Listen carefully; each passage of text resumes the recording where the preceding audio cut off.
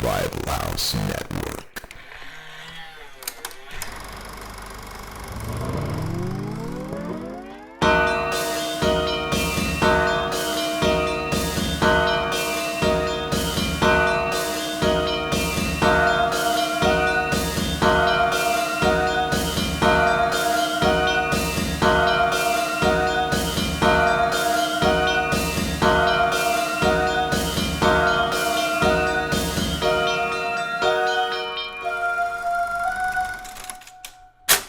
All right, howdy, folks. Welcome to another Cinema Enema Revival House Network.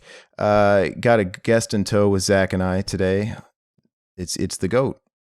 What's up? Hello, puppets. Fucking the GOAT. Listen to all these puppets excited that I'm here. Exactly. The fucking marionettes. Mm-hmm. We want to make a good habit out of reminding everybody to, if you guys are on YouTube by chance, please like the video. Take 2 seconds and just turn your head and like it.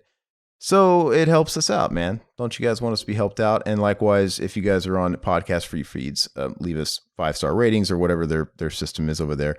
But other than that, yeah, Cinema Enema, man. Traditionally with this show, we kind of go over news at the top of the hour and then what we've been watching and just kind of bullshit like that. There ain't no fucking news, so we ain't doing it. Yeah, I mean, so we're not really, I don't know. Yeah, there's not really any news. And as Goat was saying before we Ace started Ventura recording, Tree. yeah, I guess you could say that. Ace Ventura, which, I mean, Jim Carrey, he's already sort of spent his, what do you call it? You know, when your career's almost done and it's like, hey, I got my ace in the whole franchise card. I'm going to make a sequel to something that was a hit for me 30 years ago. He did that with Dumb and Dumber 2. It did not work. They are going to throw off all the continuity with Ace Ventura Jr. Yeah. I don't know if the humor... I'm scared it would be like a Dumb and Dumber 2 situation where you'd think, okay, well, how hard is it to sort of just have that slapstick humor again? But they still had it in Dumb and Dumber 2. It just wasn't working, right? It's like, why? It's not working. And I'm afraid they would do the same shit with Ace Ventura and it just wouldn't work. See, I'm really glad they made Dumb and Dumber 2 because it's like that thing to remind you that you can never go back to the past. Mm-hmm. Yeah. Like, it's not offensively bad. It's really not, but at the same time, like, you thought all your hopes and dreams were going to happen. You're going to, like, jizz in your pants watching this movie. And you just got to realize that, like, hey, sometimes it's better to take the talent and go into a different direction than, you know what I mean? Like do something like Fish Call Wanda and Fierce Creatures. Don't just do a straight up part 2. You know what I mean? Yeah. Well, just also appreciate when you struck lightning in a bottle and move on, because it's not even just attributed to Dumb and Dumber as a movie, which is lightning in a bottle, I think, for comedy. That's the Farrelly brothers' career. I mean, I know one of them, what is it, Peter, that just kind of went all drama. He did like the Green Book or whatever. But I don't know. If you watch the Farrelly brothers after that, especially after Something About Mary, because I guess that's fine. They're just Dumb and Dumber 2 feels like every Farrelly brothers movie after that. Like, not really funny. So amazing. They just like Stuck on You and Hall Pass. Stuck on You is great. Eva Mendes steals the show. Okay. Did you guys see Hall Pass? That was just as bland as Dumb and Dumber 2. Like, none of this is funny. I own a Blu-ray copy of Hall Pass. I love it. So do I. It's not funny. I love it. Man, nothing was hitting on that one for me. It was just like, okay, is this fun? Is this supposed to be funny? But Dumb and Dumber 2 is the worst. I guess it's not offensive, but it was just boring and none of the jokes worked. I don't know. It was stupid, but we'll see if Ace Ventura 3 fares any better. You're just not smart enough to get it. After this, all we have is Mask 2. This is what he'll go to next, right? And that kid from Nintendo Power is finally going to get his fucking dream role that he won a long time ago. Yeah.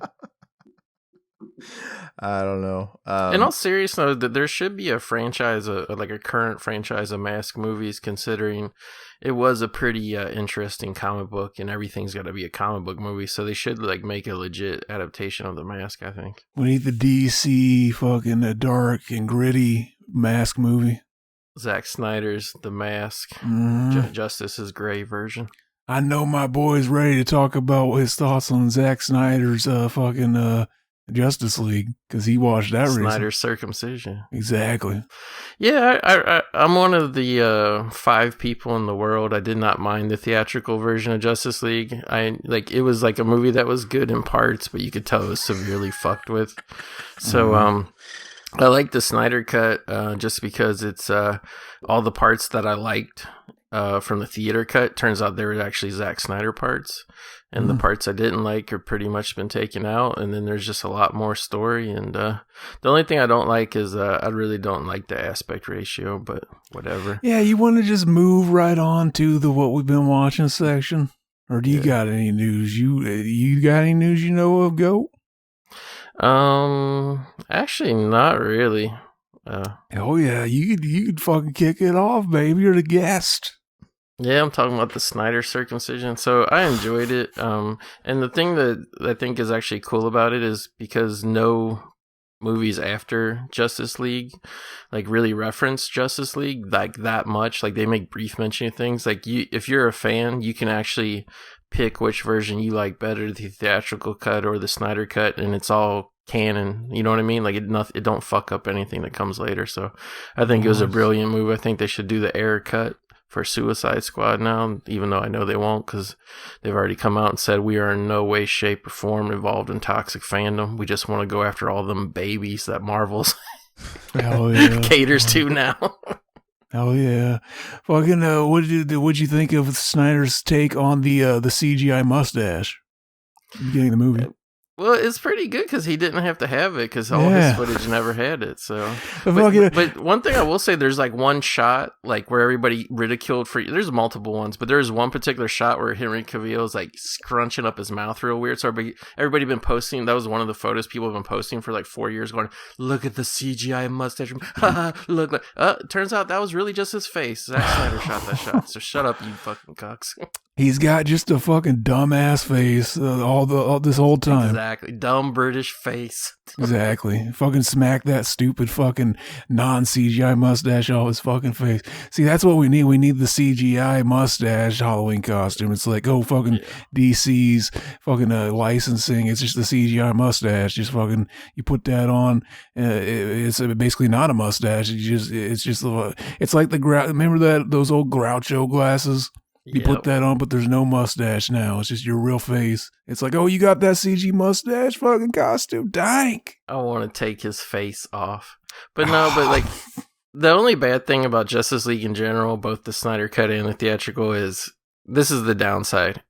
The Snyder Cut is like a very well-made, long, laborious, slow-paced movie. But at the end of the day, it can only be so good because it's basically just a story about chasing around magic, glowing boxes, just like a stupid fucking Marvel movie. Amazing. Now, yeah, you mentioned the aspect ratio, like it's my director's vision, the fucking square aspect ratio. But at the end of the day, it's like now it feels like it's gimped because now we know that it was shot in widescreen. We know that we can see the widescreen footage in the other version, and now you're giving us basically the VHS copy of the movie. We feel like. So this is where I got to call it out. So he shot it like for IMAX in mind. I don't even think he used actual IMAX cameras. He just shot it with IMAX in mind. But he also knew the studio, it was like a compromise. Like they would show it in IMAX the way he wanted, but every other theater, they would crop it to 1:8:5. So he really couldn't shoot it in that aspect ratio, if you know what I'm saying. Like he had to keep it the safe area. So when you watch his grand directorial vision, it includes 6 feet of blank space above everybody's head during the dialogue scene. Like the only time they actually make use of it is during the newly added scenes where he has these like 20-foot tall CGI creatures talking. You know what I mean? Mm-hmm. So it's like during all the rest of the movie, you can just do what I did and just use your remote to crop it slightly and actually have it in widescreen. It looks very cinematic. There was literally only 4 shots where like nobody's face got cut off, but just the top of their heads got cut off. So that's what I plan on buying the 4K Blu-ray, and I'll do the same thing every time I watch it. Unless I'm watching on my projector, because I have a portable projection screen, which you can actually make it that aspect ratio, like the square. So like I can have my own mini IMAX, but again, like you can't shoot a fucking IMAX version and go like, here everybody, this is my vision. Watch it in 4:3 on your fucking widescreen TVs. Very low T of fucking Zack Snyder. I'm glad he got to make the movie he wanted though, because like that was kind of shitty how it happened. Like his wife or his daughter his daughter, committed suicide or whatever, and it's like he had to leave, which is weird. But like, it's weird that they let kind of Josh Whedon come in, and then just like you think he'd be like, oh yeah, well, just out of respect, I'm gonna still make his movie, but I'll just finish what he already had like 90% of it done. Why did you redo? They must have encouraged him because of like how like the Avengers was so huge. It's like basically we give you full reign, do whatever you want to the movie, like cut whatever you want, reshoot whatever you want. Isn't it weird how the tides changed though? If you guys could go back in time to when that happened, Zack Snyder was a shit stain in the industry. Everybody, he was the fucking whip. Everybody made fun of him. He was the punching bag. And then when they brought on Josh Whedon, everyone's like, oh my God, our savior. But now just a couple years later, it's like, where's the Snyder cut? Give us Snyder. Like, make up your minds, you fucking morons. It's literally fucking red-pilled incel logic. That's just how they are. They jump from one thing to the other. Very Chad, if you ask me. I'm like, are you guys not the same people that didn't like Batman versus Superman? Or not? Yeah. You know what I mean? I'm very confused. That's basically the ultimate fucking Chad move, is not knowing what you want, basically. It proves that you just got like 8 feet of fucking dangling cock, really. Well, what actually happened, and what Warner Brothers covered it up because they made it all about his personal tragedy. The truth is, what happened was the plan was to make the reason Justice League's 4 hours, it was supposed to be 2 movies, and like when you watch the the long version, you can tell like after they battle Steppenwolf, like in the underground part, like that was supposed to be the end of part 1, but because all these people, like it was like one of those things where Batman versus Superman made a lot of money, but it had a lot of backlash, so they're like, oh shit, the next sequel's gonna bomb, so they got cold feet about doing 2 Justice League movies, so they're like, cram it together into one. And then Zack Snyder's like, but I shot like 2 movies worth of shit, and they're like, oh, it doesn't matter, the fans say they want Marvel. They're like, and like Zack Snyder's like Justice League, it actually does have more humor in it than Batman versus Superman did, but it's still like a long way from a Marvel movie. So all Joss Whedon did was he just basically wrote new joke scenes to insert and joke lines to insert. And like there's like scenes that they completely reshot where the only reason they reshot it was to put in jokes and basically just shorten the movie. It's like simplify the movie, shorten it. So like that's all he did. But unfortunately, making it shorter didn't make it any better. You know what I mean? That was them pandering to the Marvel audience too. It's like, the biggest complaint is Marvel's on top, and but they're funny and we're not funny. So let's get this guy to punch up the script and add some jokes. They should run with this. They should be like, hey, DC is the fucking the thinking man's movie. Marvel's like the fucking stupid action movie. Yeah, you're gonna get shit like Joker with even though Joker isn't really a thinking man, it's like kind of like the mainstream equivalent of what a thinking man's movie is. But they should just run with that now and be like, oh yeah, we're like the Criterion fucking comic book movie. Like Sony and just own it. Nintendo's for kids, will be for the adults, right? Oh yeah, I would. Just have it. Just don't make anything outside of the Batman property. that's my opinion. I don't. Well, I think they're doing a good job though, because they clearly made the Aquaman movie and the Shazam movie for kids, and like Shazam didn't do too well because they released it at a bad time, and there's a lot of competition, but Aquaman was huge. People love those movies. Yeah, people like those. Yeah. But I also think Shazam didn't do well for the same. Well, I think Shazam did about as equal as something like Doctor Strange does for Marvel when it's not an A-lister that not everybody knows. You know what I mean? Because that's the way Marvel is too. Like when Doctor Strange comes out, like not your normies don't go to see Doctor Strange. They have to but by the time Doctor Strange has a sequel and he's in Avengers and he's established, like that next Doctor Strange will be a lot bigger, right?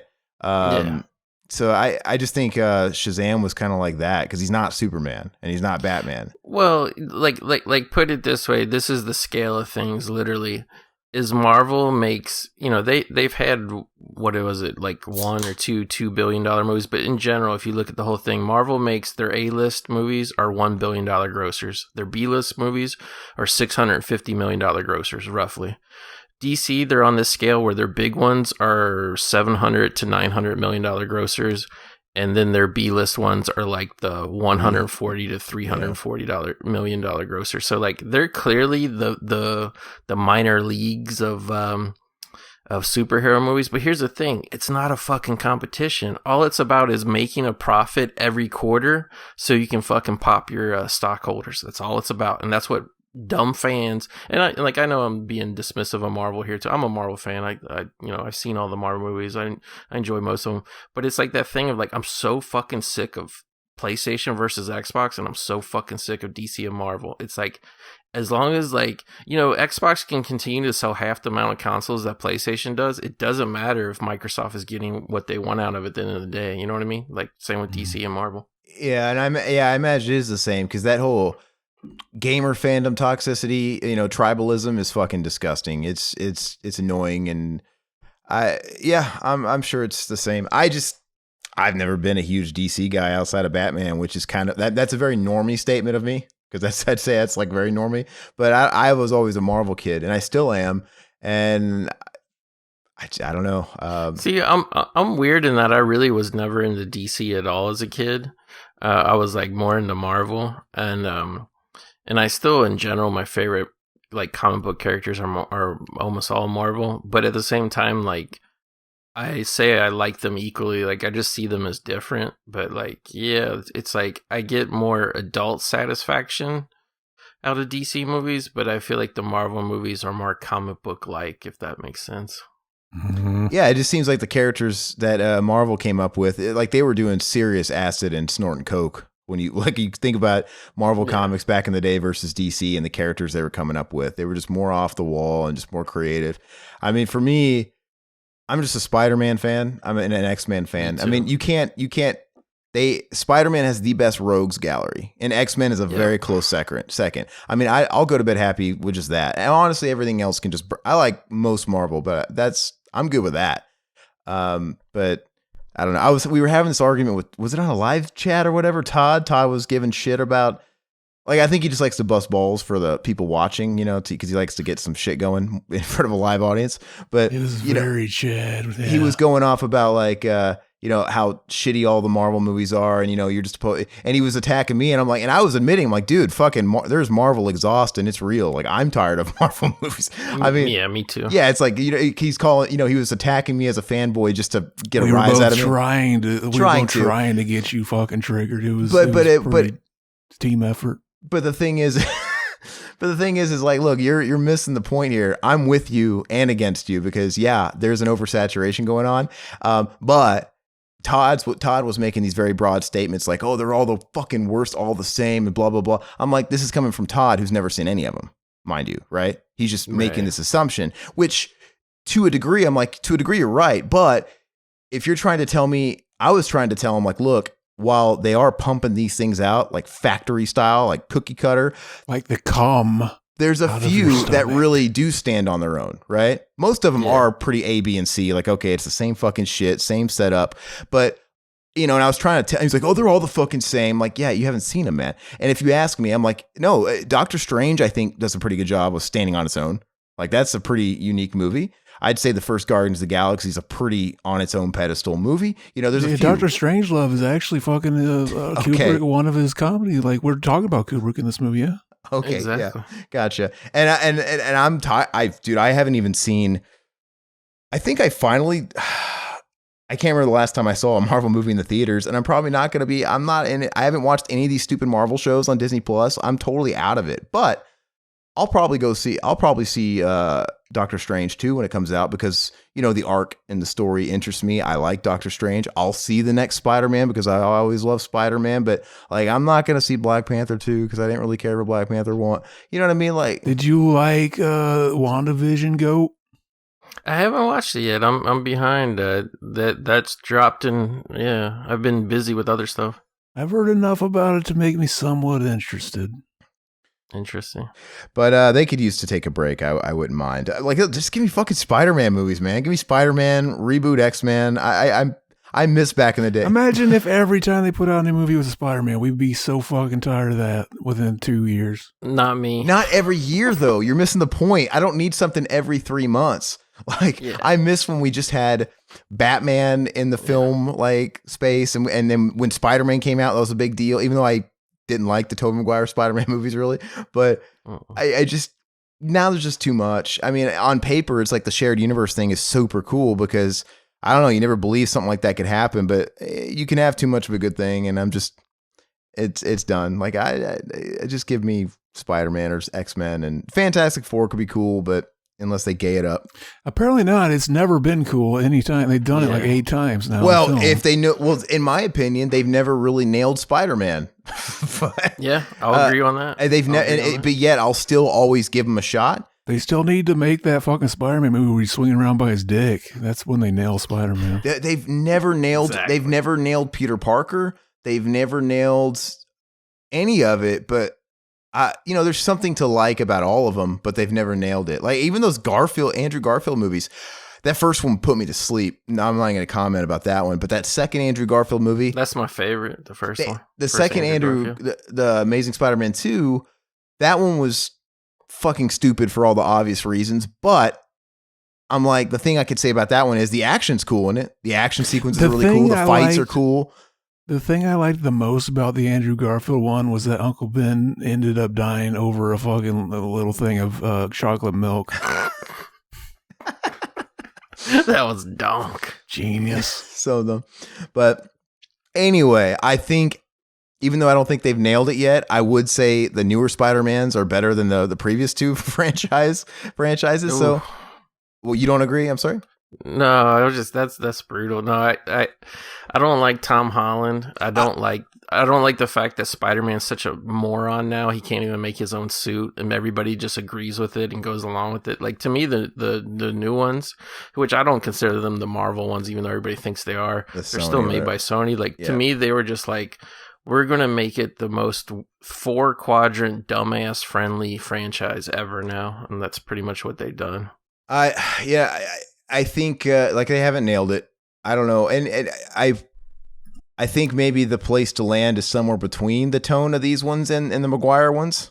But I don't know why. I fucking hate Tobey Maguire.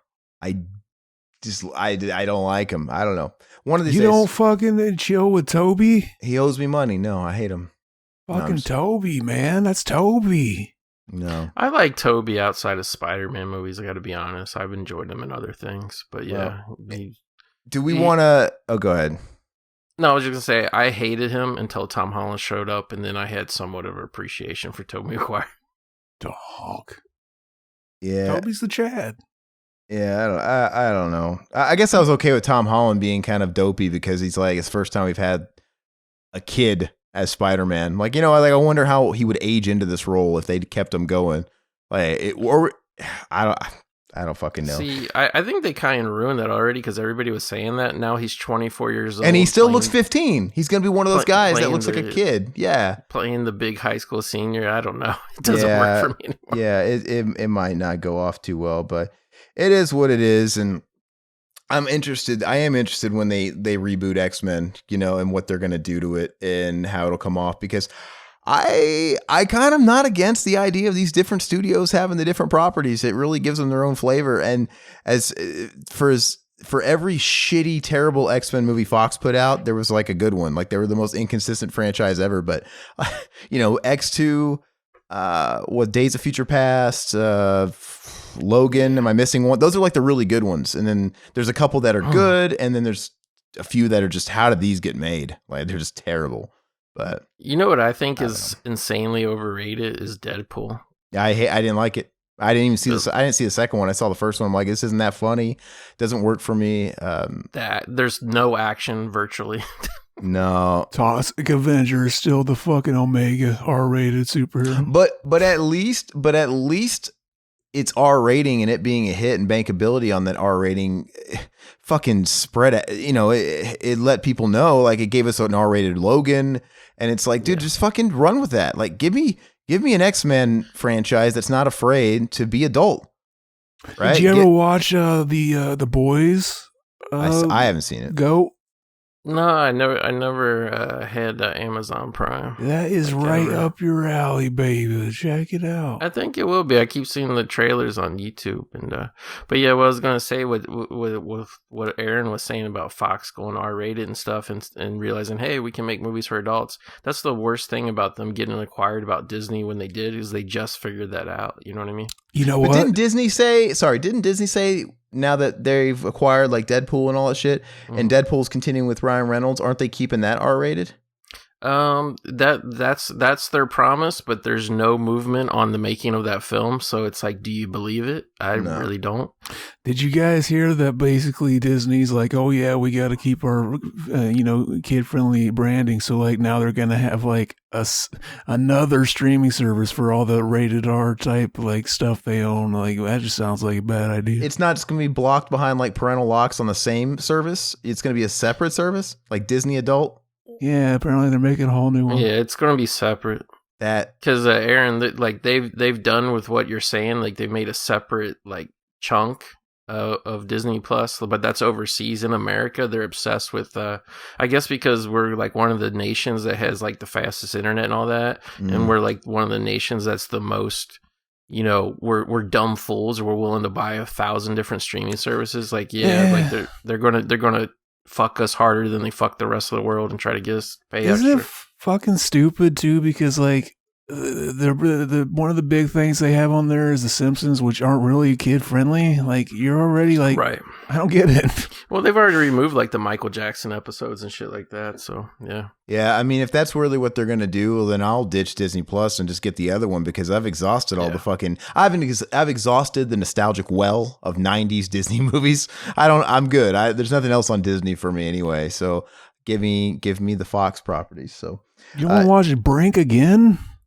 No, I am going to watch, even though I expect it to be very tweeny, I'm going to watch that Mighty Ducks series that comes out Friday and just see what that's all about.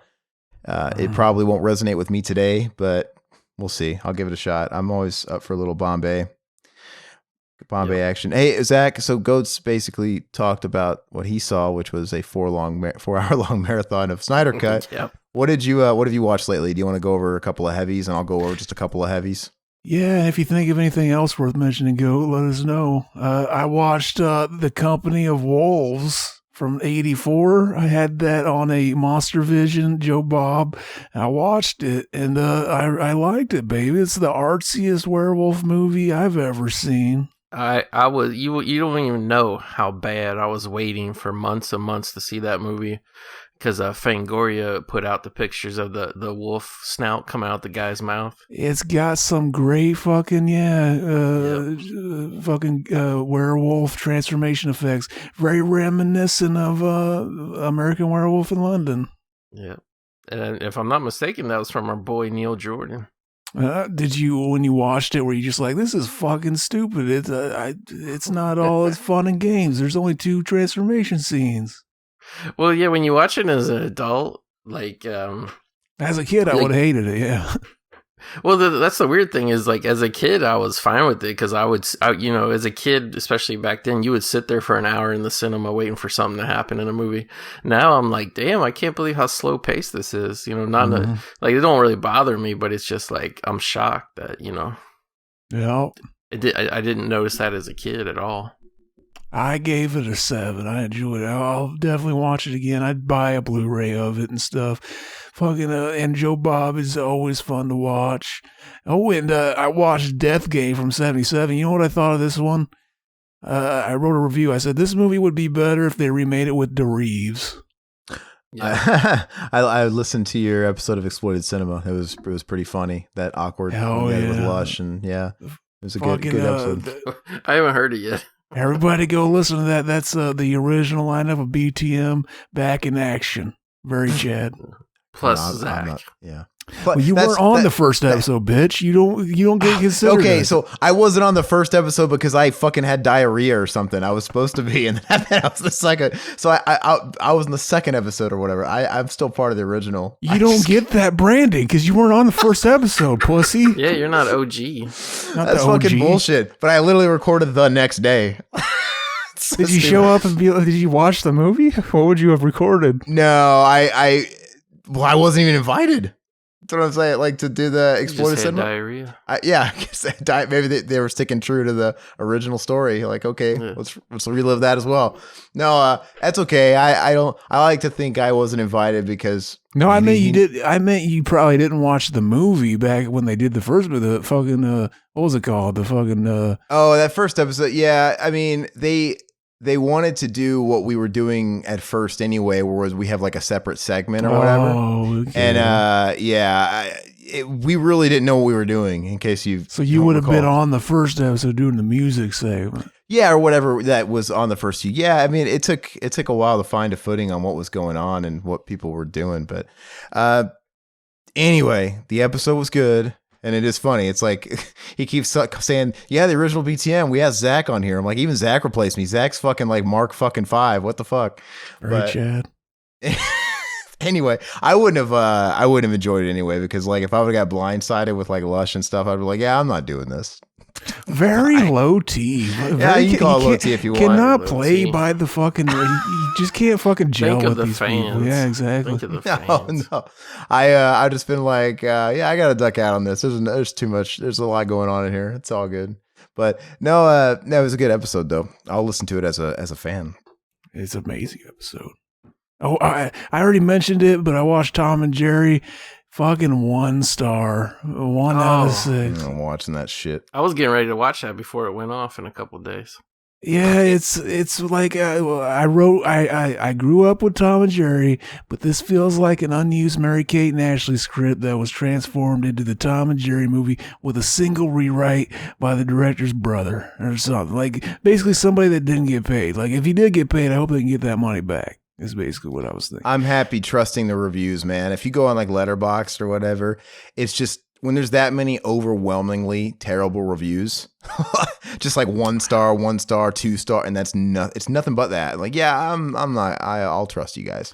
The thing is, too, is like I grew up, I loved the first Tom and Jerry movie, like the cartoon one I grew up with. Yeah. And everybody hated that one because, like, oh, they made them talk and shit.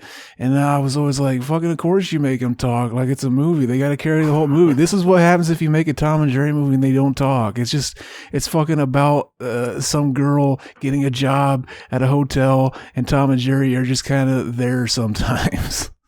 They just got inserted, into some other existing script. Exactly. That sounds great. I really been looking for a film to sit down and watch about a girl working at a hotel. That's kind of my alley. Hotel for Dogs, right, Zach? It's got your lady in it. What was that? Hotel for Dogs. That's got your lady in it. I'm not. Doesn't it? Yeah, Emma Roberts. Oh, yeah, I never seen when she was like a kid, that was supposed to be a dig at you. But anyway, very low T. She's too old for you now, anyway, as you've already established. Yeah. Fuck, she got pregnant. Fucking, it's all ruined now. What'd you say? She was 30 and had a kid? Gross? Is that what you said? That was a joke, but I was really just joking about the fucking had a kid. But it's still just a joke. Fucking, I'm fine with the kids. Anyway, what else you seen? I watched Purple Rain from '84. Ew. Dog. I've never been a Prince fan, and I never really listened to him, but I didn't dislike it. I've always heard like it's actually entertaining. It's over the top. It's just weird. And like the fact that it's largely a Prince vanity project, like you think it's supposed to like be a puff piece.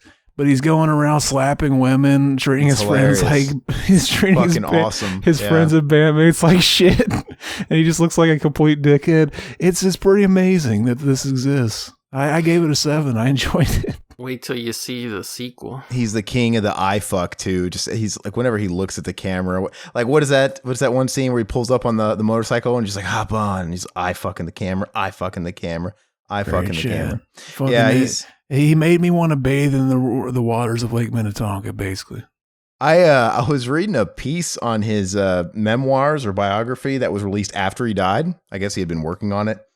But dude, he was a fucking prissy bitch to the end. It was nothing but shit talking all these other celebrities and all those other people. And he never really got rid of that Christ complex.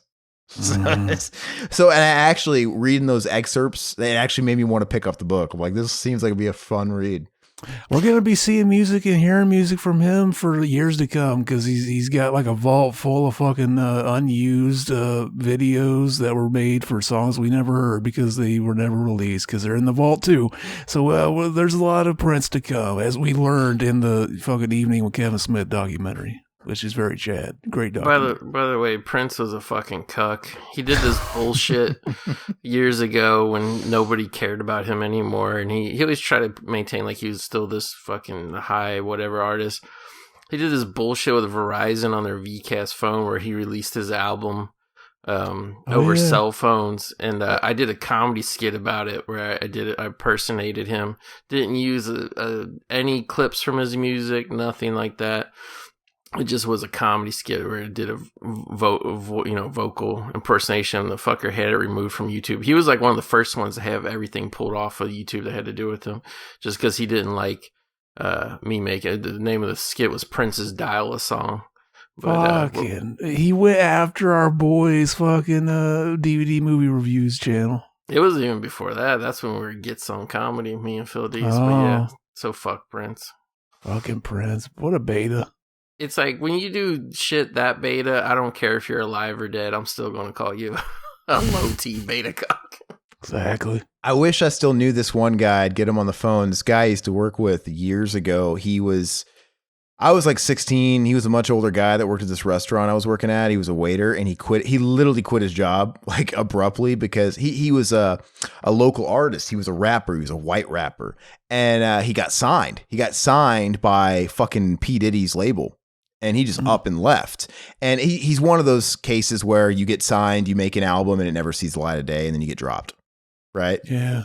Which happens a lot. And then they probably just bank your songs. And I knew another band like that too. They got signed by one of Clive Davis's labels, and they went and they flew him to LA and they recorded their album, and then they flew back home and just kind of waiting for whenever that, news on when that album was going to get released. And it just got shelved indefinitely. Then they got dropped.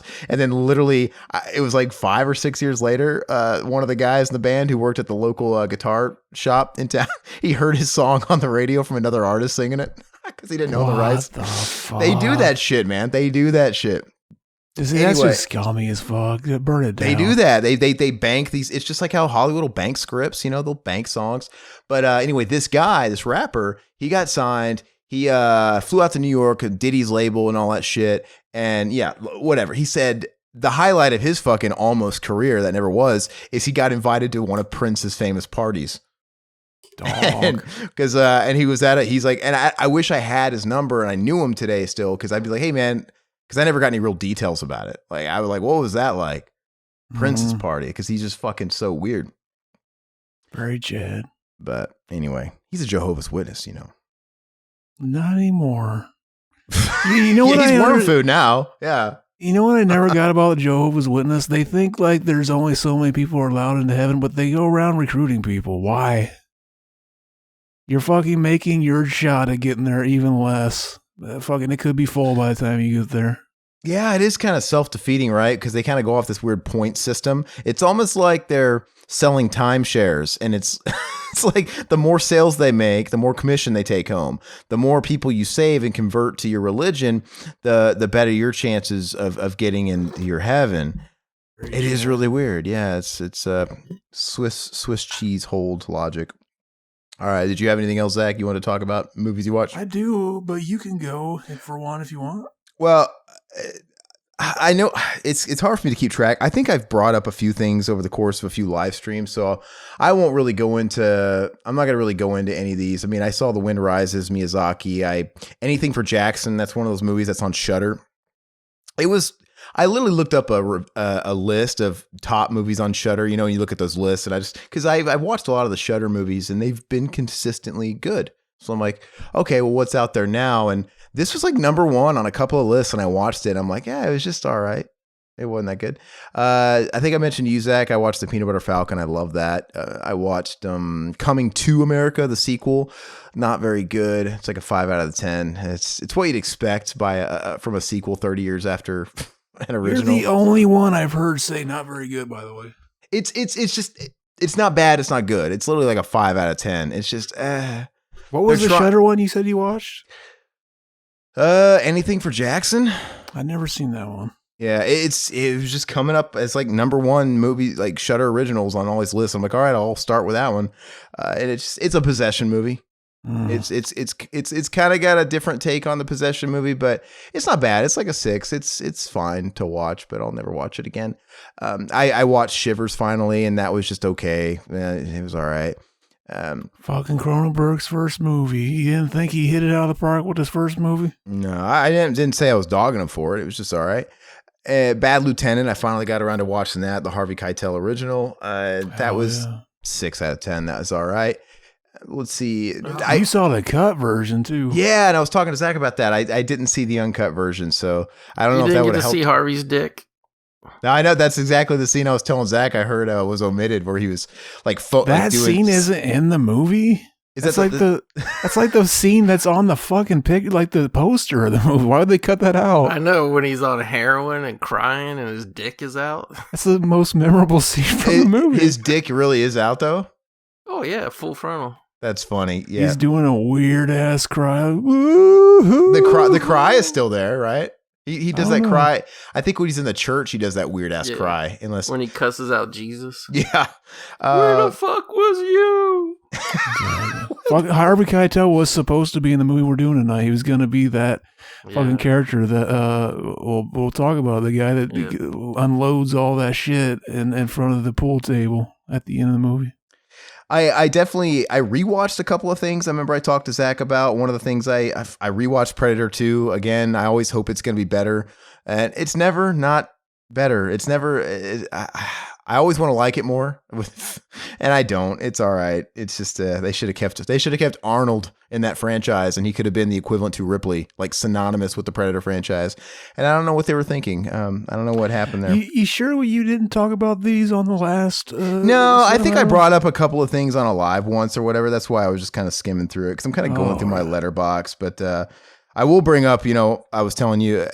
Because I think Todd is the one that doesn't like it very much, but I rewatched Assault on Precinct 13. That movie gets better and better. He's crazy if he doesn't like that movie. I love that movie. The original version? Yeah, the original. No, not the fucking remake. Original. Yeah, that's my favorite Carpenter movie. I love it. It's the best zombie movie. That's not a zombie movie. It's so good. Exactly.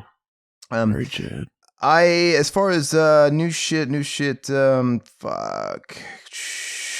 You sound like you were going to come. I get roped in because of the lady and watching. You know what I'm sick of more than Marvel movies? Fucking 3D animated movies. Fucking shoot me. I'm tired of them. I don't even like Pixar anymore. I used to be one of those guys like, oh yeah, I can respect Pixar. I don't want to see another Pixar movie ever again. Burn Pixar to the fucking ground. They're all I'm done with all of that shit. Pixar works off of the most obvious fucking formula, and nobody has caught on to it. I don't see how. Dude, I watched Finding Nemo for the first time like in the last month, and I'm just like, maybe if I would have watched this when it first came out like fucking 50 years ago, I might have liked it a little better, but I'm so done with this shit. Like I'm like, this for me, if you're grading how much I enjoyed this right now sitting for the last 90 minutes, it was like a 2, because I don't enjoy this shit. I'm tired of it. It's worse than Marvel movies to me, because they've been going on longer. Like, I saw the first Toy Story in the movie theaters in 1994 or 5. This shit's been going on for 25 fucking years. 26. Well, also, too, wouldn't you agree that CGI animation, like, it's done. It's dead. It all looks the fucking same.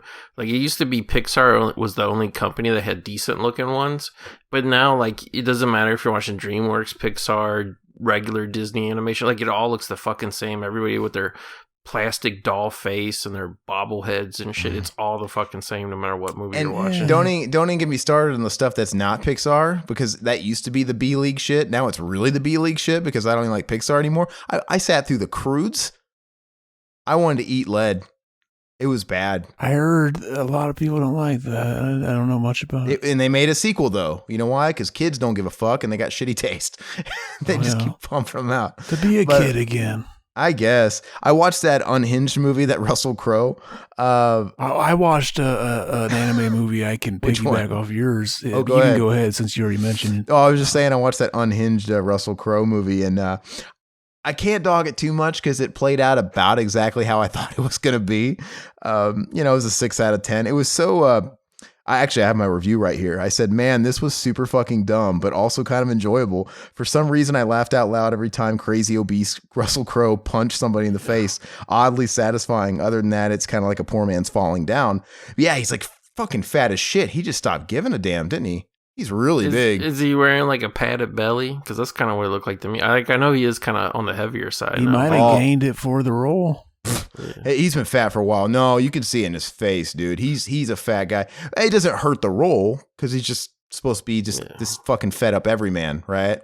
But it is kind of like poor man's falling down, and yeah, it's ridiculous. It's stupid, but he does this thing where I don't know. It's fun to watch him beat the shit out of people. It's very meta because didn't he have that problem back in his early days where he's always getting in fights? Yeah, he beat the guy with the phone at the Dude, hotel. That's all this movie is. So if anything, you kind of get him just randomly, and he doesn't give a shit.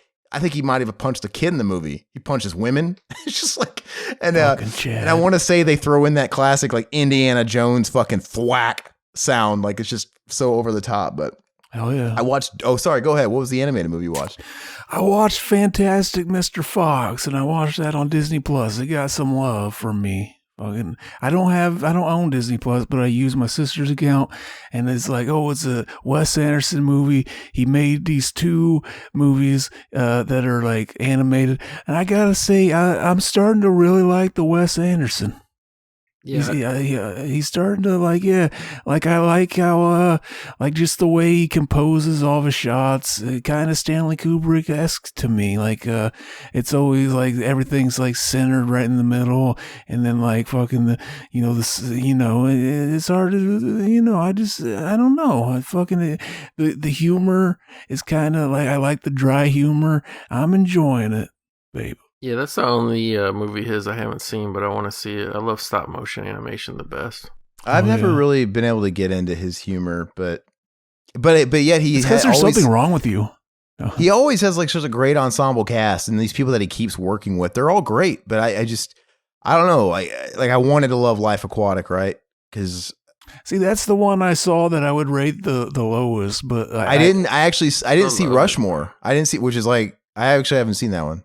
I didn't hate The Life Aquatic. I gave it a 6 out of 10, but like, yeah, everything else has been at least a 7, I think. My favorite's actually Bottle Rocket. Have you guys seen that? Because that's like the least nerdy one. It's like half Wes Anderson humor and half like regular humor. I haven't seen that one yet. Yeah, it's pretty good. Oh, real quick, our boy Goat will like this one. I watched Run, Hide, Fight from 2020. Donk. Well, Run, Hide, Fight. It fucking destroyed me. Our boy Shapiro. It destroyed me with facts and logic, this movie. I actually really do want to. Like, how did it get released? What do you have to do? Just like rent it on Vudu or something? I found it on F Movies, which I like anytime there's a movie that hits like, it's out where you can rent it, but it's like $20.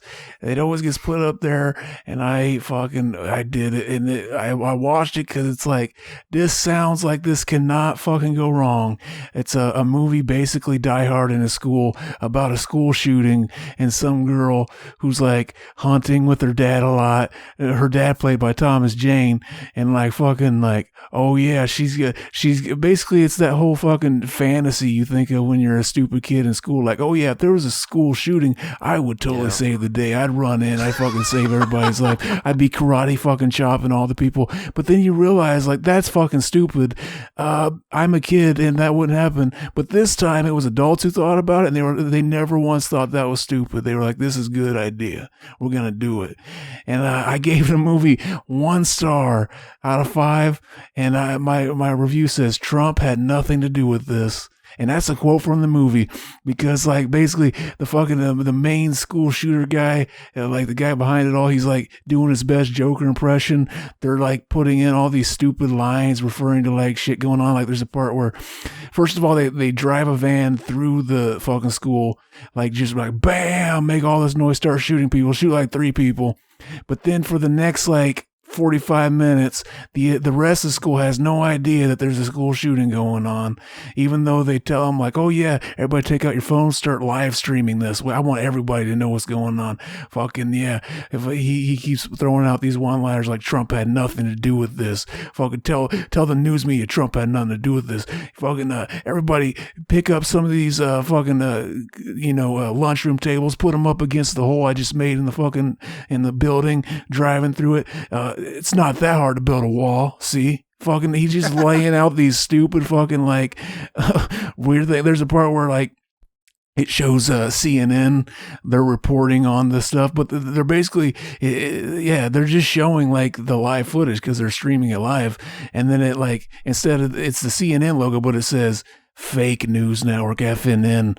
It's like you just had them. They're basically just showing the live stream. How does that, like, you could have like made the chyron on the video say like like something different from what's happening.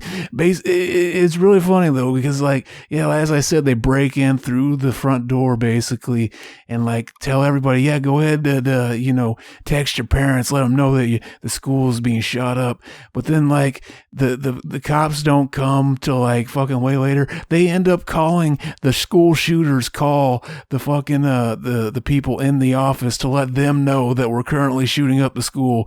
And it's like, how the fuck would you know that? Like, all the kids have their phones. They didn't text other kids in the school. So like randomly throughout it was amazing. Basically, it was a 10 out of 10. I feel like we just did a cinema enema on Run, Hide, Fight. Run, hide, fight. Sounds Hey, great. so you know what's funny though is, damn, that's too bad, because Thomas Shane's usually one of those guys where he can redeem even the shittiest movie a little bit. Because I really like him. He's got like 5 minutes worth of screen time. God, I wonder if he regrets that's a cash project right there. Barbara Crampton was in the movie. Basically, I heard so much good things because it was like fucking that Silner guy, the guy that made Brawl and Cell Block 99. Yeah, he had something to do with it. I was like, basically that's what I heard, and I'm like, oh, I really like that movie. And the fucking you know, Dragged Across Concrete, the other movie, I was like, on that one, but like, yeah, I still enjoyed it for one viewing. But yeah, I'm looking forward to it. And it turns out, it's not him. It's like the guy who is like sometimes a producer to his movies. He produced this movie and also directed this movie. And it's like, I don't give a fuck. Right. Like, I found that out way too late. Oh, it's like Bill Murray when he said, I don't know if it's true or not, but he says when he accepted the Garfield movie because it was working with a Coen. Oh, yeah. And he finds out it was a different Coen with the same name. Mm-hmm. Like, what have I done? You know, a movie I watched. So it's a movie I watched about 5 or 6 years ago. It was super fucking hyped up critically. Like, I don't know if it was like a big hit in the box office, but fans loved it. And I tried watching it about 5 or 6 years ago, and I never really counted it because I fell asleep halfway through. But I was really tired. I'm like, I gotta watch it again, and because I wasn't feeling what everybody else was feeling, but I was also really tired.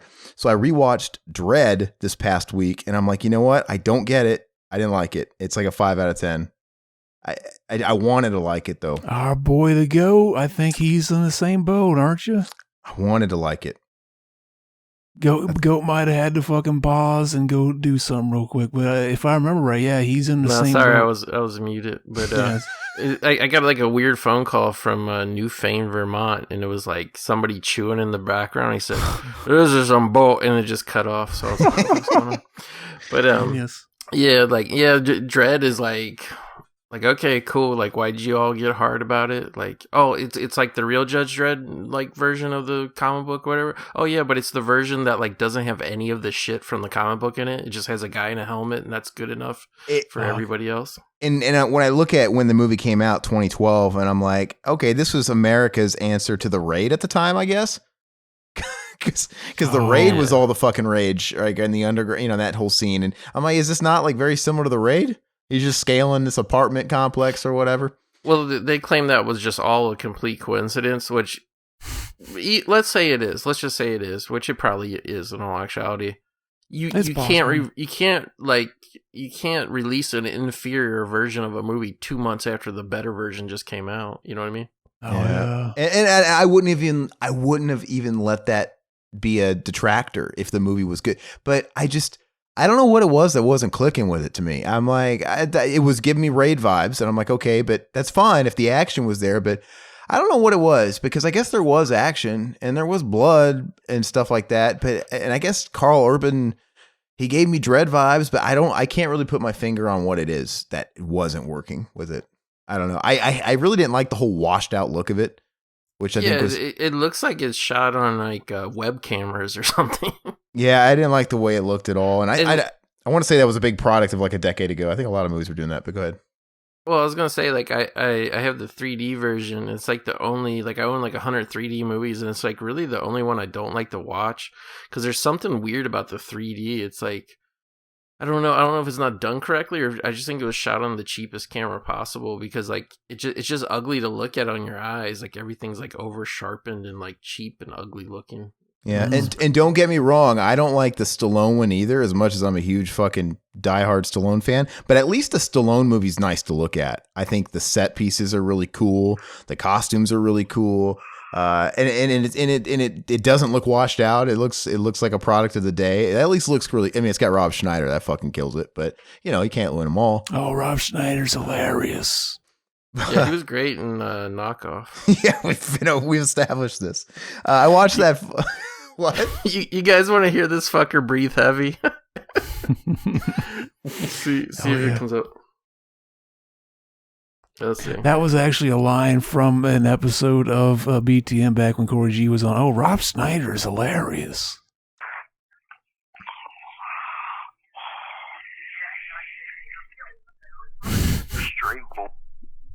I was like, what was he saying? Straight bull what? That was the guy that called you just now? Yeah. Should I give his phone number out? That'd be funny. It's from Newfane, Vermont. Oh yeah, man! I watched that. God, I know why this movie wasn't a hit. I watched that Robert Downey Jr. Dolittle movie. Fuck me. No, that's terrible. It was like beta. I don't even know why I gave it a 4 out of 10. It's probably like less, but it's just not good. I watched a Robert Downey Jr. movie that was actually really good. This movie's always been around, and I've always seen like 30 seconds of it on cable here and there, and I actually just bought the Blu-ray of it just to have it. The one called True Believer with him and James Woods. That's actually a really good movie. No, that's been on my list for a while. Now, I've never seen that, but no, I haven't seen it. I mean, I like classic, like Less Than Zero. I like Chaplin. I mean, I think he's really good. I've seen some of his output around the Marvel shit was very sparse, right? But it wasn't like I watched that Juror movie. I'm like, this is just kind of all right. I watched The Soloist. Blech. That was not good with him and Jamie Foxx, like really trying to go in hard on that Oscar bait. Like Jamie Foxx playing they blew each other for Oscar bait. That was like Jamie Foxx.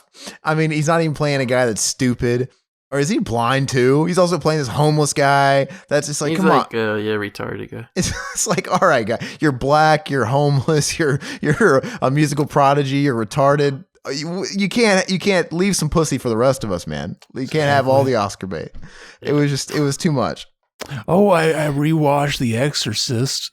73 for the first time. You know what's funny is like I always remember just thinking like, it's okay, it's like a 6, but I really liked it this time. It's awesome. The pacing really worked for me this time, and like I realized by the time it got to The Exorcist, I was like, dude, this movie could end right now and I would be like satisfied. Like it could just like leave all that shit to your imagination and just end with that iconic shot of him getting out of the car. And it's one of those movies that, you know, I don't really like to throw out 10s willy-nilly, so even if it really wasn't a 10 for me, I still bump it. If it was a 9, I bump it up to a 10 just for cultural impact. It's just so, it's a great fucking movie, man. That's one of the classic Big Kahuna movie reviews from Corey G, where he gave it -1 star.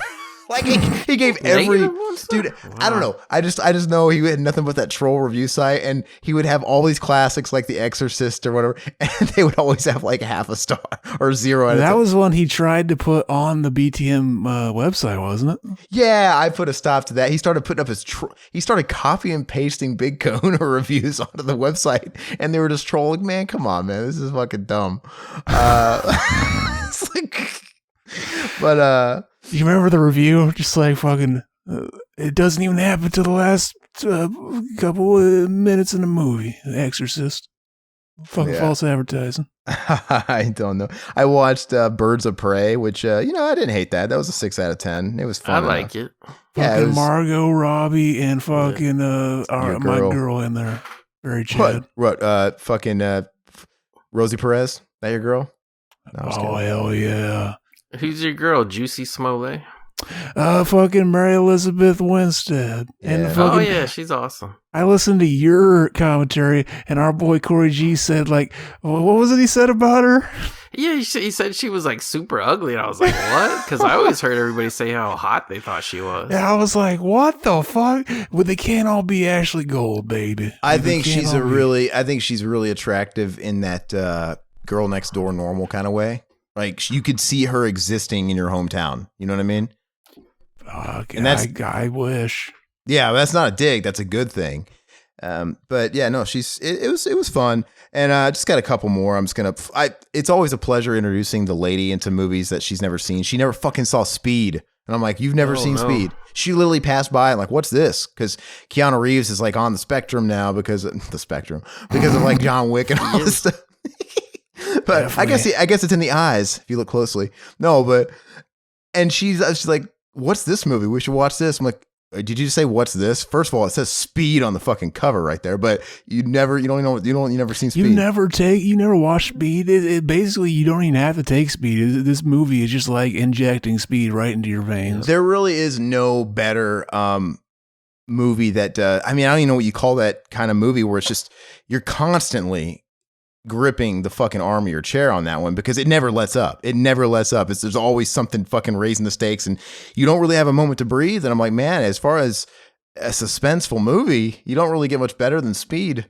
It's really, especially that opening, dude. It's like I forgot. I haven't seen Speed, I swear, in 20 years, but that's only because in the 90s, Speed was fucking everywhere. I blew my fucking speed load and hit my speed quota between like 94 or 95, whenever it came out, 95 to 2000. I swear I saw a fucking movie 50 times in a 5 year span. I felt like I didn't need to ever see it again, but it holds up. And then did you ever see that like meme about the guy who exists in the real world? This is a real this isn't made up. There's a guy in this world who has dedicated his life to owning every remaining copy of Speed on VHS. It's either an Instagram or he's got a Facebook. I can't remember what it is. And I used to follow it if I still don't.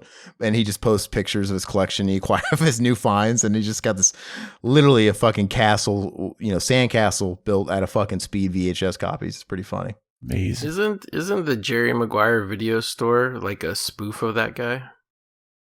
Maybe. Hell yeah. Yeah, because like I remember there was the Speed guy, and then they like cashed in doing that Jerry Maguire video store. Oh yeah. Was that just like an overproduced VHS tape? Is there something behind it? Like, and it's just like Titanic or whatever, where they're like, it was released at the height of the format, and millions of copies sold, and nobody wants it anymore, so you can just get it for Yeah, no, it's like if you go into any Goodwill, you see an abundance of copies of Speed, Titanic, and like Terminator 2 and Jurassic Park. Yeah, you can't. Die Hard. Yeah, they're just everywhere, and those are great films. There's an abundance of them for a reason. Yeah, they were fucking hits, man. Speed I'm telling you, was everywhere. Dude, I had this weird Mandela effect that we even watched Speed in elementary school when it came out on VHS. But I'm like, there's no way. It's fucking R-rated. There's no way we did. But even I have that implanted in my brain, like that we watched fucking Speed because it was everywhere. But maybe they made you watch 2 Cruising Control as PG-13. There's just no way it happened though. But I don't know. We watched Mrs. Doubtfire though. That was pretty cool. Apparently, there is a basically an R-rated and NC-17 version. NC-17, yeah. So basically, they came out and said that they made basically version because Robin Williams would constantly ad lib. So they basically had like an R-rated version just in case they wanted to go that way, and NC-17. So now people are doing a fucking Twitter campaign, release the NC-17 Mrs. Doubtfire cut. Oh yeah. I saw the article where he was confirming that. Oh yeah. No, did he debunk it? He says, didn't he say no? I don't know if there is an NC, but he confirmed there is an R version out there. Is that what he said, Chris Columbus? Yeah. I'm not sure. I just heard about I think that's what I just read, but. Yeah. Oh, I can name one. I rewatched Joe's Apartment from '96. What a time capsule. Oh, I want to see that again. Yeah. Fucking, it didn't hold up for me. I gave it a 5 out of 10. But you know what? My review, I put Megan Ward or die. What a babe. Oh yes. Movie. Zack, Well, go ahead. What? Since Exorcist has our girl Linda in it. It does. If we were to do a commentary, what would be the point? The logical point? Do you think where we would edge up? 5 years after the movie ends, basically, we're gonna be edging, and then after the movie ends, 5 years from now, we're gonna blow her nut because she was underage in this movie. I thought you were gonna say the part where she ejaculates green soup out That of her could work mouth. too. Fucks herself with a crucifix. See, he's alluding back to our commentary of Savage Streets, which you got to hear, baby. It don't get no danker. No. You know what other movie I rewatched that I haven't seen since it fucking came out? Just like I rewatched it because I never watched the second one, so I wanted to prep myself. But I rewatched Blade, and because I had never seen Blade 2, so I watched that as well after. And Blade 1 holds up. It's a 7 out of 10. It's fun, and it's a time capsule too. It's very very late 90s, turn of the millennium, you know. But one thing I noticed is, man, the action and even the CGI. I get it. Like when he kills the vampires, it's got that weird like disintegrating effect that looks very 90s CGI, but it's done kind of well. And the rest of the action sequences and stuff like that in the first two, they're really cool. Like they really, it just goes to show that they peaked with CGI technology a long ass time ago. Yeah. And because they do it so well, they do it really tastefully too, because Blade 1 and 2, the fight scenes, you can tell almost kinda where they inject just an ever so slight bit of CGI in some of the choreography, but it's done so tastefully. It doesn't take you out. They use it right. And it also probably helps that the movies are really dark lit, right? It just but yeah, it helps blend. Everything looks so good. The lighting, I love the lighting in those movies. And I watched the second one for the first time, and obviously it's got a totally different feel because it's a Del Toro movie, but it's a totally different fucking movie. But I think it's maybe even got the edge. They're probably both 7 out of 10s, but it's probably even just a little bit better. But they're cool. They're cool movies. Hey, real quick, do you guys ever notice when you go back like that, like what you're saying, Aaron, when you go back and you watch movies that, you know, have halfway decent budget that were shot on film, the lighting is so much better than the flat green screen digital shit that we see now? Mm-hmm. Ooh, yeah, I do. And speaking of digital shit, the last real thing I'm going to talk about is the guy who pretty much isn't he credited with starting the revolution of digital? Michael Mann. I watched Collateral finally. Right, he shot that whole thing on like Handycam, like digital. Yeah, it's real shitty. Yeah, but I liked Collateral though. I thought it was good. Oh, yeah, it's a great movie. And it didn't bother me though. Like the look of it didn't bother me for that movie. It actually. Because, you know, a lot of it, you're in that taxi cab or whatever between Tom Cruise, and it having that look made it feel real claustrophobic and personable. Like, you know, kind of like you were watching like a Taxi Cab Confessions or something. Yeah, like I actually don't mind the way Michael Mann does it, because the way he does it is he incorporates it. Like you still see his style come through in a way that like he's using the shitty cameras as a way to like do what he wants, whereas everybody else just uses shitty cameras and tries to fool you into thinking you're watching like $100 million movie. You know what I mean? Oh, yeah. Was it? It wasn't him. Wasn't Steven Soderbergh that did a movie a couple of years ago entirely on iPhone 8? Well, yeah, Unsane, and before that he did Bubble. But Unsane actually is not that bad looking. I saw it in theater, and actually, like as a gimmick, as a joke, I bought the 4K. It actually doesn't look as bad as you think. In all honesty, it really doesn't. Have you seen that? Just marketing. They lied. Have you seen that Collateral, Zach? Yeah. Have you seen it? I haven't. It's good. It's been on my list forever because I don't know. It's just one of those ones that I think it gets. Like it always appeared like, okay, for the Tom Cruise casual hater like me, even I could like it. And he was good in the role, man. I have to give it up to the guy. And I'll have to be honest, after Eyes Wide Shut, it inspired me to like, all right, well, let me go ahead and tick off a few more Tom Cruises that have been on my list. And that he always makes me hesitant to watch a movie. He is kind of like repellent to me, but I'm starting to come around. Yeah, he just, but he's always had a few movies that I like. Like I like Jerry Maguire. I love Last Samurai. I like Interview the Vampire, but it's not, I don't like those movies because of him. Like I've always felt like there's just so much going on in these movies outside of him that elevate it. And it would be even better if it wasn't him in the role. But no, I thought he was really good in this movie. I'm like, you know what? He kind of owned it, but there's only one bad thing about Collateral, and that's Tom Cruise's fake ass wig. It's so distracting. So distracting. It's like a 7 out of 10. I liked, but I like his how wig. No, not the wig. Not the wig. The wig's like a 2 out of 10. It doesn't even look like human hair. It doesn't bother me though. But yeah, I know what you're saying. But I like how contained it is. I like how basic and honestly kind of not very, it's very cliche. It's not a real, the story itself is just kind of thrown. It's just there. It's so simple.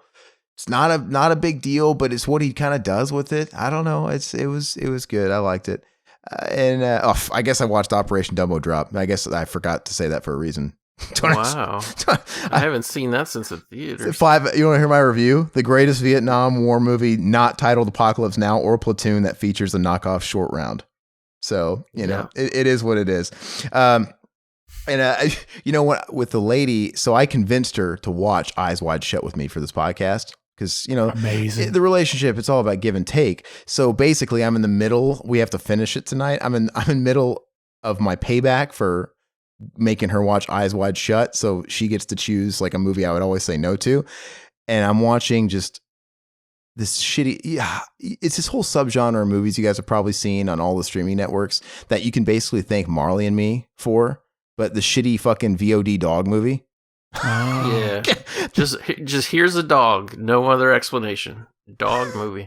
And they've all got like, I mean, watching Cats and Dogs 3. No, it's because of Marley and Me. He wishes. We got that explosion after Marley and Me, and they're all the cover art looks the same, and you can tell they all follow the same story beats. Where, oh my god, dog's gonna die at the end. Girls watching it are gonna cry, and it's this dog's journey movie, and it's so fucking terrible.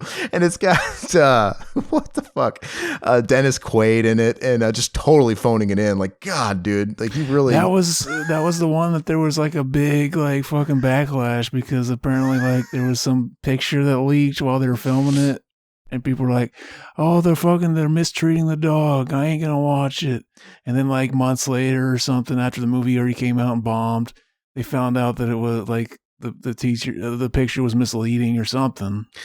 It's got Josh Gad Olaf himself playing the dog, and it's just, it literally sounds like this guy just read this on his lunch break. It's just so, and it looks shitty and cheap, and it looks like it was a Hallmark movie, but yet, if you listen to the soundtrack, man, they put up some money for some fucking copyright shit. There's like legit songs in it and shit. Like, where the money went? Because other than that, it looks like just a Hallmark movie. But it's really weird, and it's confusing for the sake of being confusing. Dude, I'm gonna spoil it. The dog, this time, the dog dies at the beginning, not the end. And it's about this dog that's like reincarnated. And exactly. He's reincarnated into different dogs, and yet he remembers his previous owner, and his mission is to protect her. And it's really weird because when he's born into another dog, now he's born into a girl dog, and his name's Molly, but it's still Josh Gad talking. He's like, I'm a girl now. I'm like, is this just confusing for the sake of being confusing? Because I'm listening to Josh Gad act like a boy, but he's a girl. And it's just like, why is this here? This is so fucking confusing. And somehow we're to assume he never was a girl before. Yeah, it's really weird. And there's a scene where Dennis Quaid comes back into the picture. Like, they somehow come back together, and the new dog, the reincarnated dog is in the scene, and he sees like his old master, like, oh my God. And fucking Dennis Quaid out of nowhere, he's like, when he was his dog in his previous life, I don't remember what his fucking name was. Let's just say his name was Old Boy. I don't fucking know. He just instantly goes, is that you, Old Boy? Because he does like some trick or something he knew. Like he chases his tail. I'm like, what? And Amazing. it's like a completely different breed. It's dumb. It's I'm paying for watching this movie, by the way. I enjoyed Eyes Wide Shut. We'll get into it, but I'm suffering for it. But did you guys want to talk about anything before we take a break and then talk about Eyes Wide Shut? Because there's a lot to talk about, I think. Yeah, I'm ready for Stanley. Yeah. Oh, yeah. Enough dog talk. All right. We stand Stanley. All right. So we're going to take a quick break, folks, and we'll be right back. Tom Cruise and Nicole Kidman, Hollywood's most famous couple, will be flying into London tonight for the funeral of film director Stanley Kubrick tomorrow. For the last 2 years, they've been working on his long-awaited film Eyes Wide Shut, a project filmed in London and surrounded in secrecy, hype and controversy. Now at last, a clip of the film has been released, and as expected with Kubrick's work, it looks set to shock. Stanley Kubrick, a known recluse, didn't make many films, but those he did were groundbreaking. A Clockwork Orange is still not shown here in Britain at Kubrick's own request because of its violent content. He also directed such classics as Dr. Strangelove, 2001: A Space Odyssey, and Full Metal Jacket. I think everyone will remember him as an enormously gifted director who really pushed the boundaries of cinema in each film that he did. He took on new challenges. He had an enormous black sense of humor, which shines through in all his films. Stanley Kubrick will be honoured tomorrow at his funeral as one of the most influential of film directors. For many cinema goers, though, it will be Eyes Wide Shut, his unforeseen swan song, that could decide his place in film history. Katie Derham, ITN. All right, and we're back, and we're going to get our Stanley fix. So, Zach, I'm going to let you introduce the movie. I know we've kind of already spoiled it, but what movie are we talking about today? We stand Stanley here at fucking I almost said Exploit. Here at Cinema Enema, baby. We stand Stanley. Fucking, we are Stanley simps. If you fucking get our grift. Our drift, I mean. But yeah, I was thinking like, should we start like, we could like read out the plot and then like do fucking like, oh, this is Eyes Wide Shut from 1999, directed by Stanley Kubrick, written by Stanley Kubrick, screenplay, and Frederick Raphael, screenplay. Stars Tom Cruise, Nicole Kidman, Todd Field, and Sidney Pollack. The great director, yeah. We could do that. We could. I since Goat's on, I think he does the rundown of a movie very fucking well. So I would, if he's cool, I think he should give the actual rundown that Zach normally does. I was gonna say, like, should we do this like a step by step fucking throughout the movie, or should we give like a quick rundown and then get right into like diving deeper? Because like we could do a step by step because this is kind of one to decipher. We can do a step by step if you want. I want to give full disclosure.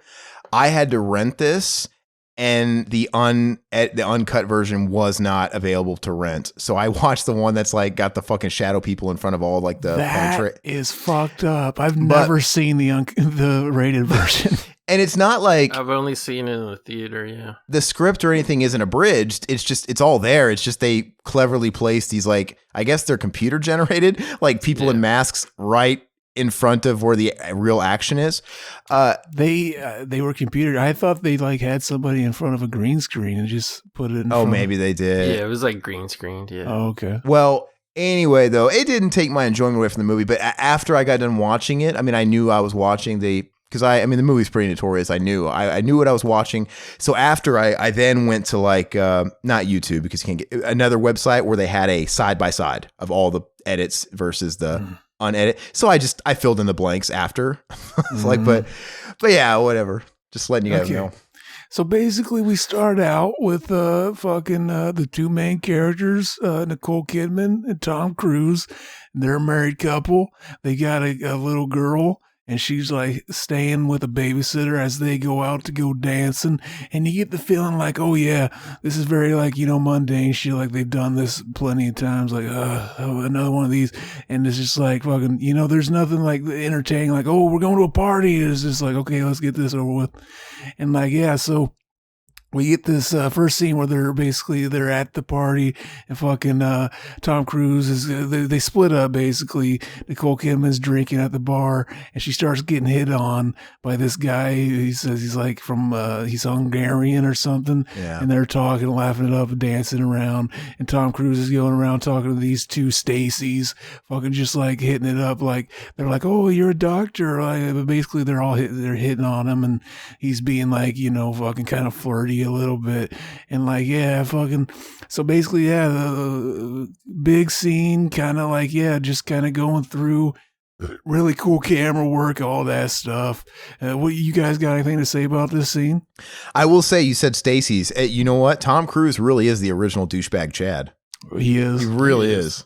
Yeah. He needs that fucking that shirt, that red muscle shirt that just says "ouch" or whatever that the Chad has. So at this point in the movie, I know the notoriety of the movie. I knew about like the sex in the movie. I knew ultimately it was going to be leading to the orgy stuff, the underground society. I just didn't know how we're going to get there. So when we're watching this opening scene, and I'm watching Nicole Kidman almost kind of entertain the Hungarian guy and Tom Cruise. I wasn't sure if it was like, okay, this is just a couple that's been through the ropes and they're very, very bored. Or I'm like, okay, or are they active in the swinger lifestyle? I wasn't quite there yet. I didn't know. Yeah, So then they get back home and they put the girl to bed, and Nicole Kidman goes through her medicine cabinet, pulls out some dank nugs. You totally missed the overdose, dude. Oh yeah. The overdose. It's kind of big, yeah. Overdose happens at the basically that they're there at a friend of his who was played by Sidney Pollack. Sidney Pollack. Yeah. Sidney Pollack. That was actually gonna be played by Harvey Keitel. It was played by Harvey Keitel. Yeah, they shot most of the movie with him. Yeah. What happened there? I didn't know anything about this. So what happened to Harvey Keitel? Because Stanley was obsessive and they had to do every single take 43 times. This like has one of the records for one of the longest continuous shooting movies. Harvey Keitel got fed up and started screaming at him like Jesus.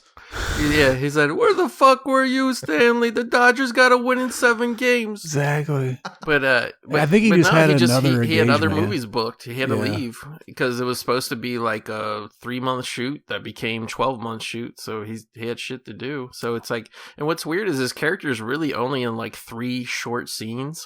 Yeah. So literally he had to leave because, and I'm always torn about that because I actually weirdly love Sidney Pollack in this role. I can't even describe why. He's so good. But I love Harvey Keitel. He's one of my favorite actors. So I'm like, what would the movie be like if it had Harvey Keitel? # release the Keitel cut. Yeah, because Sidney Pollack really does seem like a guy he just had in his back pocket on Rolodex, his director buddy. Like, hey, will you fucking just pinch it? There's a couple directors in this movie, yeah. Basically the overdose. So Sidney Pollack comes down. He's like, "Oh, can you help me out with something?" He takes him up, and this is kind of the first like little glimpse we get of like kind of this sexual kind of thing that like he doesn't know about, and this kind of like basically a girl who he was partying with, like she took coke and something and Speedball, Speedball, coke and heroin. So he's like trying to get her to like respond to him, and like that chick has some dank freaking breasticles, very Chad breasticles, perfect breasticles if you ask me. They were on point basically. Kind of makes you wonder if this scene's gonna mean something later, and this character's gonna mean something. Exactly. Yeah. So he helps her out. He tells her like, "Oh yeah, you need to stop this. You need to like rehab and stuff." And she's like, "Yeah, I guess I do."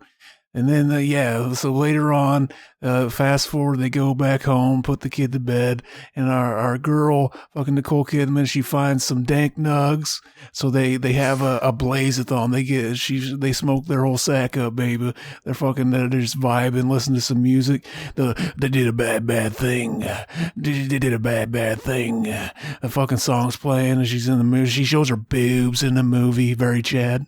Yeah, she had a body, man, for sure. Yeah, it's amazing what was going on. That was actually the trailer too. That scene, which is weird. That song was in the trailer, right? And what's weird is that they picked the song. Like Stanley let them play whatever they wanted to play on set for that scene, and then Stanley liked the song. That was Stanley's way of like, "Oh, we're going to break the ice because we know you got to do these nude scenes and it can be daunting. So like you can listen to music." And that's what she was really listening to and he liked it. So that it seemed a little out of place to have a commercial song because the rest of the movie, it's not like that at all. It's like a traditional, very spacey, minimalistic Stanley Kubrick thing, right? With the piano, just, so it's apparently in the like the trailer, that shot was like 60 seconds long or something, and it's like it's shortened in the movie, which doesn't happen very often. Yeah. But basically, they get stoned and they're fucking talking, and they just start like kind of going down this road of like, "Oh, what were you doing? I saw you talking to those 2 girls," and like basically, she starts. They start arguing. And about like it starts to get darker and darker like as they're going along. What'd you guys think of this scene, babe? Well, it was obvious at this point that they weren't swingers and that they were just like having the marital problems. I felt like they were each at that stage in their marriage where they were trying to justify being able to cheat or something, right? It almost seemed like I want him to say he was flirting so I can go fuck that Hungarian guy. And clearly that's what Tom Cruise was thinking when, she tried to get a rise out of him. All she did, I'm jumping a little ahead, when she's talking about how I thought about that guy fucking me, right? And that drove him so unrealistically crazy to where, like, would that really drive, I don't know, she didn't cheat on him. So that has to tell me he Yeah, but wanted to be enabled to be able to go fucking try and get hookers or whatever and cheat. Nah, it set him off because like you could tell he like at the party he like flirting with women and stuff, but he wasn't really acting on it. He was kind of like, oh, should I let this happen or not? But in this scene, like I think the emotional crux of the scene, you see the reaction on his face is when she says, I would have thrown it all away. And she mentions the daughter. Like he gets his fucking heart ripped out right there. And it's like every married father, married man's like worst nightmare. Your wife saying this because it's like your wife isn't even your wife anymore. I wonder if it's implying that like because I always thought like maybe she didn't really say it to him, and maybe like this conversation doesn't really go there, and it's all in his mind because he's getting stoned, and maybe it's like what he thinks she's thinking. Well, yeah, because it begs the question. No, yeah, I mean that makes sense because it begs the question why. What is her real motive for saying that? I mean, like, does she mean that, or was she just trying to get a rise out of him? If you think it like if she really said that to him, it's like you're just asking for this for him to like fuck off and like, but they never really. It's almost as if they never really acknowledge. They don't really dive into their marriage. Well, they don't really dive into any marriage problem. Like, why the fuck would she? What is it about this marriage that made you want to do that and say that? I mean, he obviously won't cheat on you. He's not beating the shit out of you. He's fucking loaded. Like, where's the problem? I mean, maybe. He's not. I forgot to mention that, like, the Hungarian guy did proposition her, like, yo, you want to go upstairs? And she refused. She's like, I'm married and all this stuff. So, like, in this scene, she talks about, like, do you remember the time we went on vacation and we were doing that thing? We were in the dining room and we were eating, and this naval sergeant came up, and at one point the waiter came and gave him a letter, and he abruptly got up and left. You remember that? And he's like, no, I don't remember that. And she's basically like, well, yeah. Basically, she says like, that was later on in the day. That was I originally saw him, earlier in the day, and like I would have gave up you. I would have gave up our daughter. What was her name? Helena, just for one night with this guy. And it's just like you're thinking like she's really saying it, like. That's why I'm thinking like, oh, maybe it was just all in his mind. He's, I can't think of the word, like when you get stoned and you're fucking overly hallucinating. I'm not even thinking like not hallucinating, but paranoid. Like he's just paranoid. Like he thinks that's what, like, because he's just like he's not confident or something. But then like I guess if I think about it, I can kind of see what she's implying. Like technically, like, well, you know what? It's not really temptation if you never think about like, oh, I would have gave up anything. Like, and I still ultimately said no, even though it was hard. I can see like that she means like, isn't that real love? That I was able to like say fuck that, I'm not doing it, and still went home to you even though it was hard, because that was really tempting. But like, don't you see, like, I really love it? Because she said there's that line where she goes, and you know what, after it was all over, I looked at you and I felt even closer to you than I ever have. And I think that's what she was getting at. But then like you can deconstruct it even more and be like, well, is it really because I love you, or is it just because I have some thing saying like, oh, I have to do that because we're married? Like, and yeah, like I kind of get what she meant, but it's like saying that to somebody is like, I can't imagine actually saying that. I think she's just a woman that wanted to pick a fight. She wanted something to argue about. No, I think she tries to rip his heart out. I think your logic is a little weird, what you were saying before, your theory, because, I mean, let's apply that to the real world. That's like me going out and coming home after hooking up with someone and saying, oh my God, this one chick, man, she was sucking my dick, but I didn't let her finish and I didn't come in her mouth. I stopped midway. But she didn't do anything. She didn't do anything. There was no sex involved. She was just like, I thought about it. And she says she would have done it. Yeah. So that's different than being like, I was tempted. But then saying like, I would have done it, but I didn't. Like, I kind of. This is why I think she was trying to just get a rise out of him. Like, we don't really know what's going on in their marriage. Maybe he's just boring. Maybe they don't have sex. Maybe that's what the final line of the movie implies. Let's fuck. Maybe they're at that point where they had a kid. They're just, they're tired of each other and they just haven't fucked in like a year, Well, you know? we'll get to that. Like, I'm just saying, like, I see what she's getting at with the whole like logic of it. But yeah, you would never say that to like, so you would never just say it like that bluntly and stuff like that. To me, she's the real villain of the film. I remember thinking that the first time I watched it, but like this time watching it, I think like for some reason I'm thinking like this might just all be like that part of the conversation might be in his mind, but I don't know. Yeah, it's hard telling. Okay, so moving on, we're gonna go into a series of Tom Cruise dodging like a million fucking bullets. I've never seen a guy that's tried to cheat on his wife so many times and end up with. I mean, I know I'm jumping ahead again, but can you believe this guy got no fucking action the entire movie and what he went through, and not his dick didn't get wet at all? It's so fucking weird. Yeah, it's kind of ironic to think that he gets this hell-bent on having an affair when she's basically telling him an imagined affair that she thought about having. But like, yeah, I completely, like the way she said it to him would completely destroy any person. But like, yeah, he goes out, he starts like, he's just walking out on the town thinking about stuff. And we also I didn't mention that he while they're at the party, he runs into an old friend of his that was like in law school or med school with him, and he talks about him like, oh yeah, the guy that got away, like he dropped all the stuff he could have had and just pursued a career into music and stuff like that. And they talk. And like, so like later on when he's walking, does he run into his, no, he runs into the hooker first. And like, basically she, starts like, oh, what are you doing? How are you, like, what brings you around here? And like, yeah, you could tell that it's like, it's dawning on him like, oh yeah, I could just cheat on my wife right now. And like, it would really show her like after she like broke my heart like that. So like, yeah, he goes in to the hotel with her and they start kissing and stuff, all this stuff. And that chick was a bad, like, was she from? Vanessa Shaw from Hocus Pocus. Wasn't she from, did she play Cher in the Clueless TV show?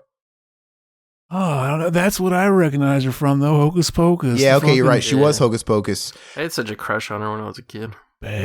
But but I think she played Cher in that Clueless TV adaptation. But so awesome. Zach, it sounds like you kind of puff gived with Tom Cruise. You sound a little high. Are you okay? You're a little jittery. Yeah, he does. You're like yeah. You sound like you've been. Glue. Are you okay? I'm always like fucking nervous doing this part because I think like I'm really bad at describing movies, and I'm always trying to fucking describe it to the best I can, but I always have a sneaking suspicion I'm not doing good enough. You sound like Ozzy Osbourne, like Parkinson's or something. Like, oh yeah. So Sharon. It's like, all right, okay. So he goes into her apartment, and it's weird. It's not like the ball. It's not like the ballroom party or whatever where he doesn't take any advantages. He's going to go through with it, but he gets that phone call or whatever, right? And then that gives him a little bit of a moment of clarity to like snap out of it. Like, I gotta go, right? But I want to pay you. What was the phone call? It was it his wife? It was just his wife. Because his excuse to go out was he had that patient and then her dad died, right? That was his excuse. I wanted to talk about that for a second. Let Goat kind of take it for a second. Yeah, I just wanted to say for a second, like, one thing I really picked up, this is probably like the 6th or 7th time I watched this movie. The one thing I picked up this time is there's like a really weird specter of death that hangs over this movie the entire time in like one form or the other. And it's kind of like this thing where it's almost like death is always looming, time is always running out for these different characters. And it kind of gets kicked off with, Tom has to go to this patient's house, and this old man who's died, and then his daughter is like, out of grief or whatever. It turns out she's been secretly in love with Tom Cruise, so she starts trying to make out with him like right in front of the corpse of her dad, and then he leaves, and then that's when he goes with the hooker, and then like with the hooker, not to spoil it later, but there's something, a specter of death over her character as well. And then obviously all the shit that follows, death is looming. So it's like, it's almost like this weird thing of like death is always nearby, and like fucking is almost a way to stay alive or feel alive. You know what I mean? Well, not in Tom Cruise's case. He dodged that bullet. See, I'm trying not to let my interpretation get into how I'm describing the movie. I'm going to bring that up at the end of the movie because I'm sure we all have different ones. And like, yeah, so after that, yeah, then he goes to the bar and he sees that his buddy's playing, and like, basically, yeah, I'll just go ahead. Like, basically, my interpretation of the movie is like kind of like, getting used to the whole, mundane, day-to-day life, and always, thinking like, oh, the grass is green on the other side. Yeah. And just like wanting to know what else there is out there. And in this movie, it takes a, turn, because once he finds out, he wants to go back to not knowing. And like fucking like, oh, I'm happy with my eyes being shut or whatever.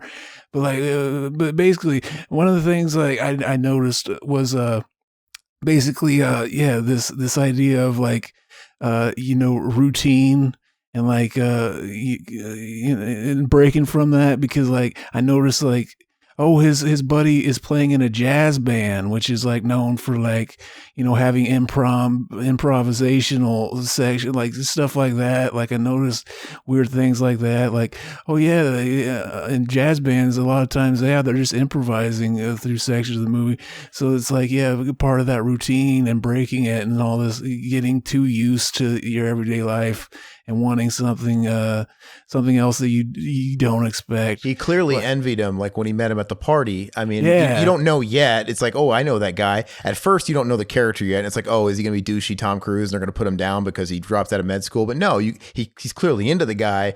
And it's like he admires his freedom. And he admires that he said, fuck the man, fuck regularity. And he left. And so there's a reason why after the prostitute, he got the phone call. He could have said, I'm going home, but no, he still said, oh, I'm still here with the patient, and he goes to the bar. At this point, it's like, he doesn't know he has a hookup with like a sex club. I don't think there's no more sex in he's going to the club to see he doesn't want to go home still. He wants to go talk to his buddy at the fucking music hall or whatever, the bar. He seems to look at him like, kind of like look up to him. Like, vicariously, yeah. It's like, yeah. Mm-hmm. So like, basically he tells him like, they're talking after his set, and he goes, I got another thing I got to do tonight. And he's like, oh yeah, really? And he starts probing him about it. And he basically like, actually, I don't even know where it is. It's that secret. And he's like, oh wow, huh? And so like he gets a phone call and he writes down I forget what it was, but it's like password. It's a password. Yeah, password. He tells him like, that's the password. And he's like, what the fuck? And like, he's basically like, I can't tell you much, man. I got to get going though. He's like, I can't let you leave without telling me what's going on with this. This is too interesting. So he basically tells him like, yeah, they hire me. I come in and I play, and I'm always blindfolded. They're that secret about it. But the last time the blindfold was a little loose. Yeah, you wouldn't believe the women at this party, these parties or whatever. And so he's like, I gotta get in. I gotta go. I gotta do this. And he basically twists his arm to tell him where it's at and everything. And he tells him, well, you got to get a costume, fucking a mask, and, a cloak and all this stuff. So all the stuff is closed. So he tells him like, well, there's this guy I know.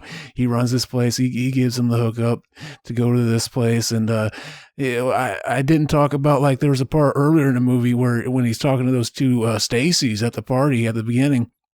He asked them something, and he's like, because they ask him like, oh, you want to go with us? And he's like, I forget what he says, but they're like, oh, we're going to the end of the rain, where the rainbow ends and stuff like that. So then, like, Aaron, did you notice that the logo was like the fucking rainbow?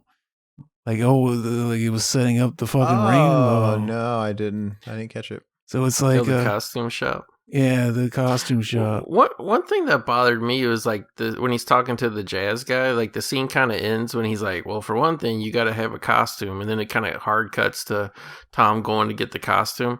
Mm-hmm. How did Tom ever really get the address? Like, it's never clear. Did the guy actually give him the address or not? Like, it always bothered me. Well, his family lived in fucking Seattle. I mean, how familiar is he with the area? And like, I don't exactly. You know what I mean? But you know what bothered me about that scene is, if this fucking society is so fucking secret, just put your music on a tape. Like, why are you like bringing this outsider and putting this fucking sock over his face? He didn't have like a bag over his face. I mean, that's just begging to like be able to peek through or something. You know what I mean? Like, put it on That's a fucking what tape. I noticed things like that too. Like this time watching, it, like, oh, is this secret? You don't want the fucking doctor guy knowing, but you hired just some random hooker to show up. You assume she wouldn't tell anybody. But like you could just suspend disbelief, baby.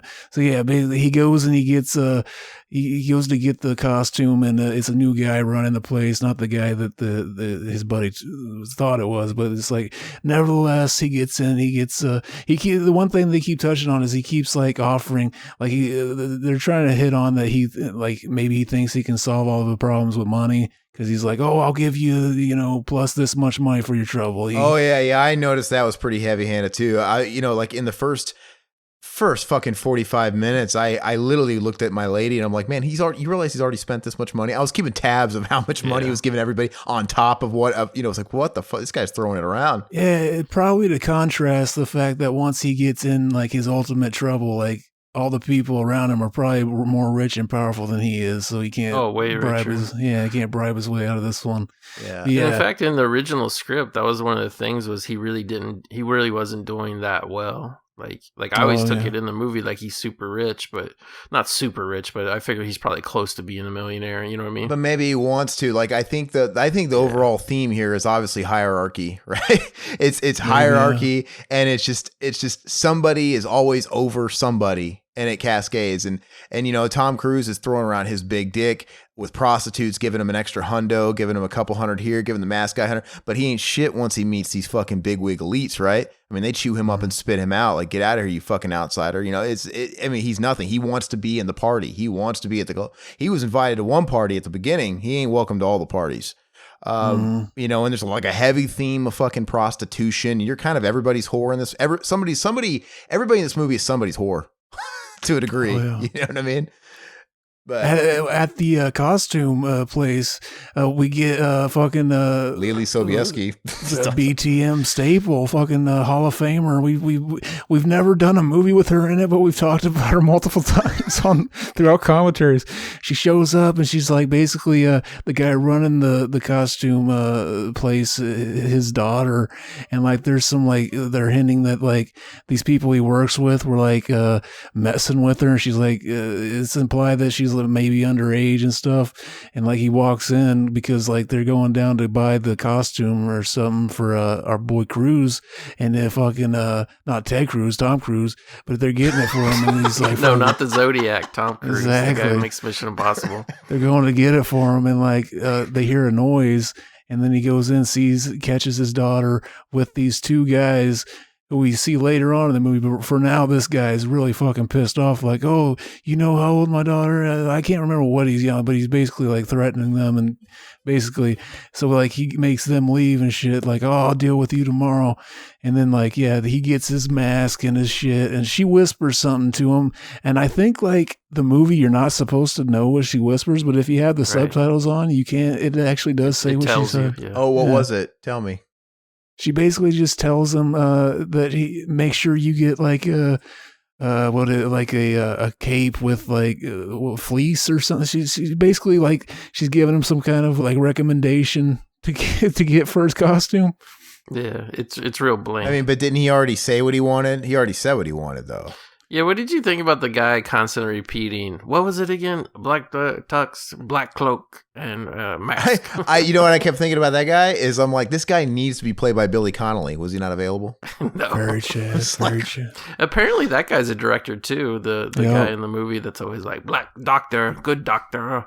Well, and like when he locks the Japanese guys in that office, like what fucking office has locks from on the outside? Yeah, it's convenience, right? Well, his friend, the jazz pianist, is a director too. Yeah, so he did In the Bedroom, which was an awesome movie. He did In the Bedroom. He was in the movie Twister. That's what I know him from as a face. But fucking Chad. Anyway, yeah, continue. Yeah. Basically, which speaking of, like, I was shocked rewatching this because, like, I kind of like I know what Lily Sobieski looks like. I always thought she was real pretty and stuff, but I guess in my mind I had the memory of what she looked like in like maybe like her mid-20s. Like, I was shocked that she looked like a kid in this movie, like a legit 14-year-old kid. She looks really young. Yeah. Oh, I mean, she definitely was underage in this movie. I mean, I saw her in Jungle to Jungle with Mimi Siku for the first time when she was a kid. Yeah. That was like, I think it was her first movie, and she I always thought Helen Hunt. She always looked like a mini Helen, but a prettier Helen Hunt. I remember thinking that has to be Helen Hunt's daughter, and then I found out like just a couple years ago that it's not. And it's so weird. They're like clones.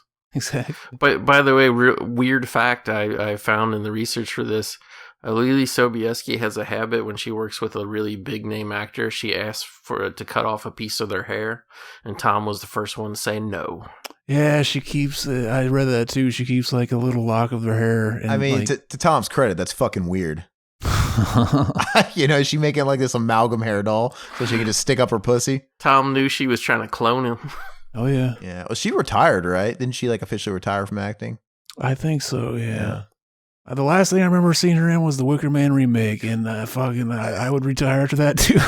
I think I read an interview with her somewhat recently, and she was kind of talking about her time in Hollywood. And I think she's one of those people that was just generally disgusted with Hollywood and like, that feminist angle, right? And just the stuff that she had to deal with as she retired from it, so. Mm-hmm. You guys haven't lived until you've seen her acting in 88 Minutes with Al Pacino. Hoo-ha. Dog. She out hoo-ha's the hoo-haer. Oh yeah, you ever see fucking Joyride? I always liked that movie. I've been wanting to watch it again. I never watched it.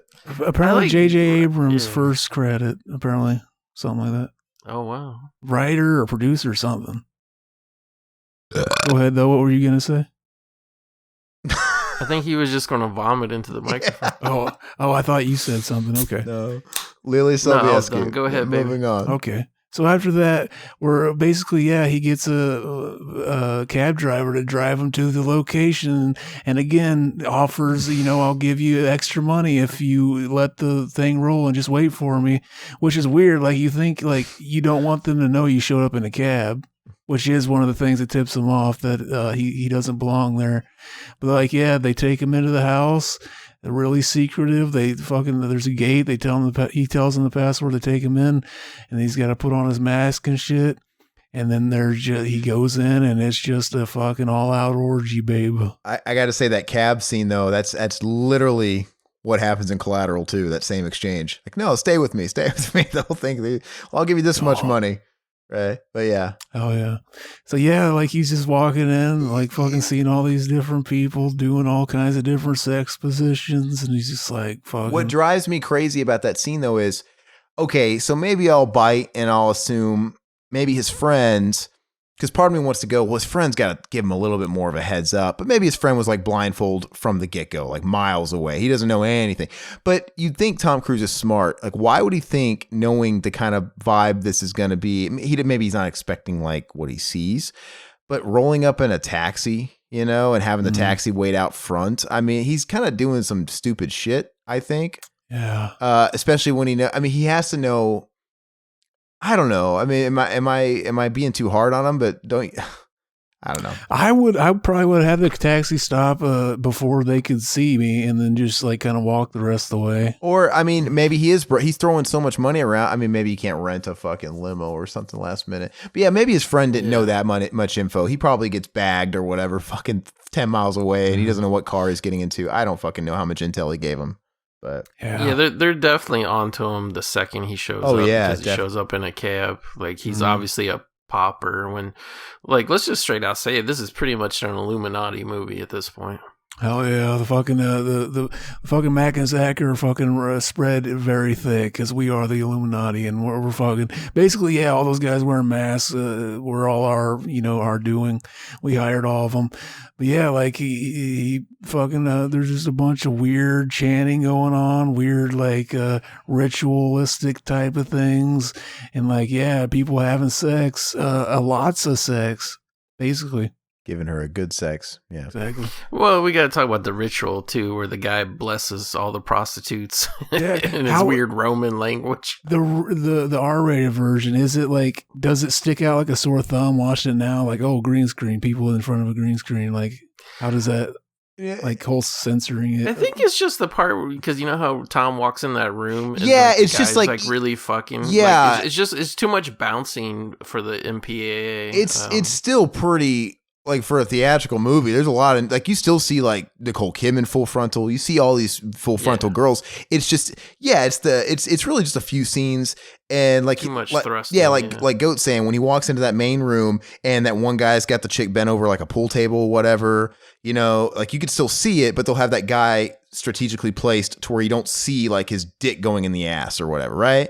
And then where he's like laying down and she's like cowgirl on top of him, strategically placed. It's covering up the genitalia, but you know what I mean? Like it's enough. You still see tits and shit. And they did the exact same thing to get the R rating for Romero's Land of the Dead. They kept the same scene. They didn't like chop around it. They just green screened in more zombies that were like standing in front of the really gory parts of the scene. You know what I mean? I think it was subtle enough. Like if I didn't already know like different cuts existed, I wouldn't have even noticed, to be honest with you personally, because it's not like, oh God, let's have this shadowy guy in a cloak stand and cover up her tits and everything. It would have been super obvious, but no, they cover up just enough to where it's not obvious. So yeah, like they do. They go on. He sees a ritual. He keeps seeing this girl that seems to know who he is, and she's like warning him, like, "Oh, you don't belong here," and like, yeah, the fucking you need to leave. And he's like not heeding her warning, baby, and he should have, as we will see. Like, yeah, it eventually he ends up kind of like getting singled out, and they're making like a big spectacle of him. And the guy, and like kind of like ringleader type of guy, he's like, "Who are you?" And he's asking him all the questions, like, "Oh, what's the password?" And like he tells him, he's like, "Oh, that's the password to get in. What's the house second password?" Yeah. And then he really shows himself, because like he's like, "Oh, I don't remember." And oh yeah, fucking he fell for the easiest trick in the book. Fucking Magazak got him. Which by the way, that girl was warning him so loud right in front of everybody. It was so obvious. Exactly, but as we'll find out, it might have been part of it. We'll get to that. Exactly, that's what I was wondering. Exactly. So yeah, basically, they forced him to take his mask off. And so now he's got his mask off. He's like, "What should we do with you now?" And then the chick that was trying to help him comes out and basically saves him. And like, wait, Zack, you're then he tells Tom to get naked. Oh yeah. So was the leader guy? Was he going to have sex with Tom in front of everybody to punish him? Yeah, I really was wondering how this was going to transpire.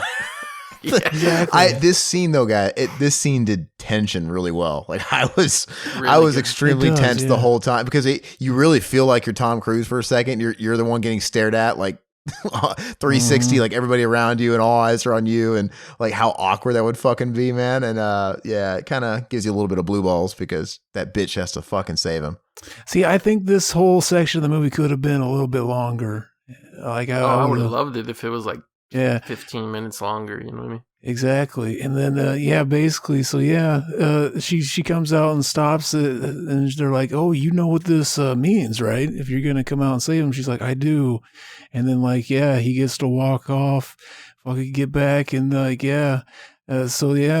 basically then we're seeing him, like, you know, where he returns the cloak and everything to the costume guy. And I noticed this scene, he forgot the mask, and he's like, "Oh, you forgot the mask," and he's like, "I guess I did." And he says some line that's like, "Oh, I guess I can't put it back. I can't." What is it he says? He just says, "Bill it to me," right? Just whatever, something like that, right? Well, first he says, "Oh, I guess." Oh God, he says something that made me think like it was supposed to be a double entendre for like the story. He says like.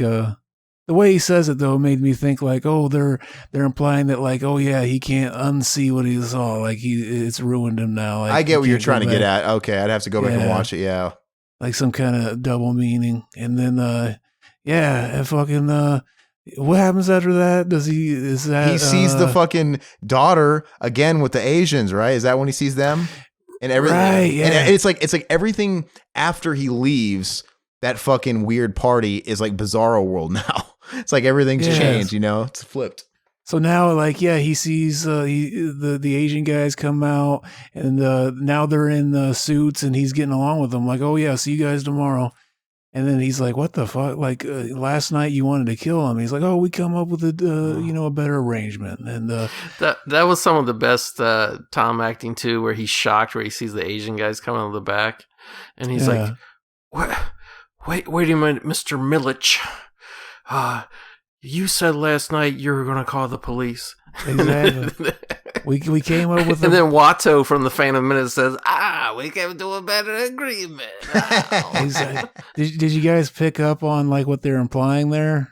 I mean, he was pimping his fucking daughter out. Yeah, like obviously. It was all a scam because the daughter brings the Asian guys in. They fool around the office. He comes in, pretends like he's surprised that he doesn't know what's going on and that she's underage. So that's why he had the locks on the outside of the office. So he locks them in. He's going to call the police.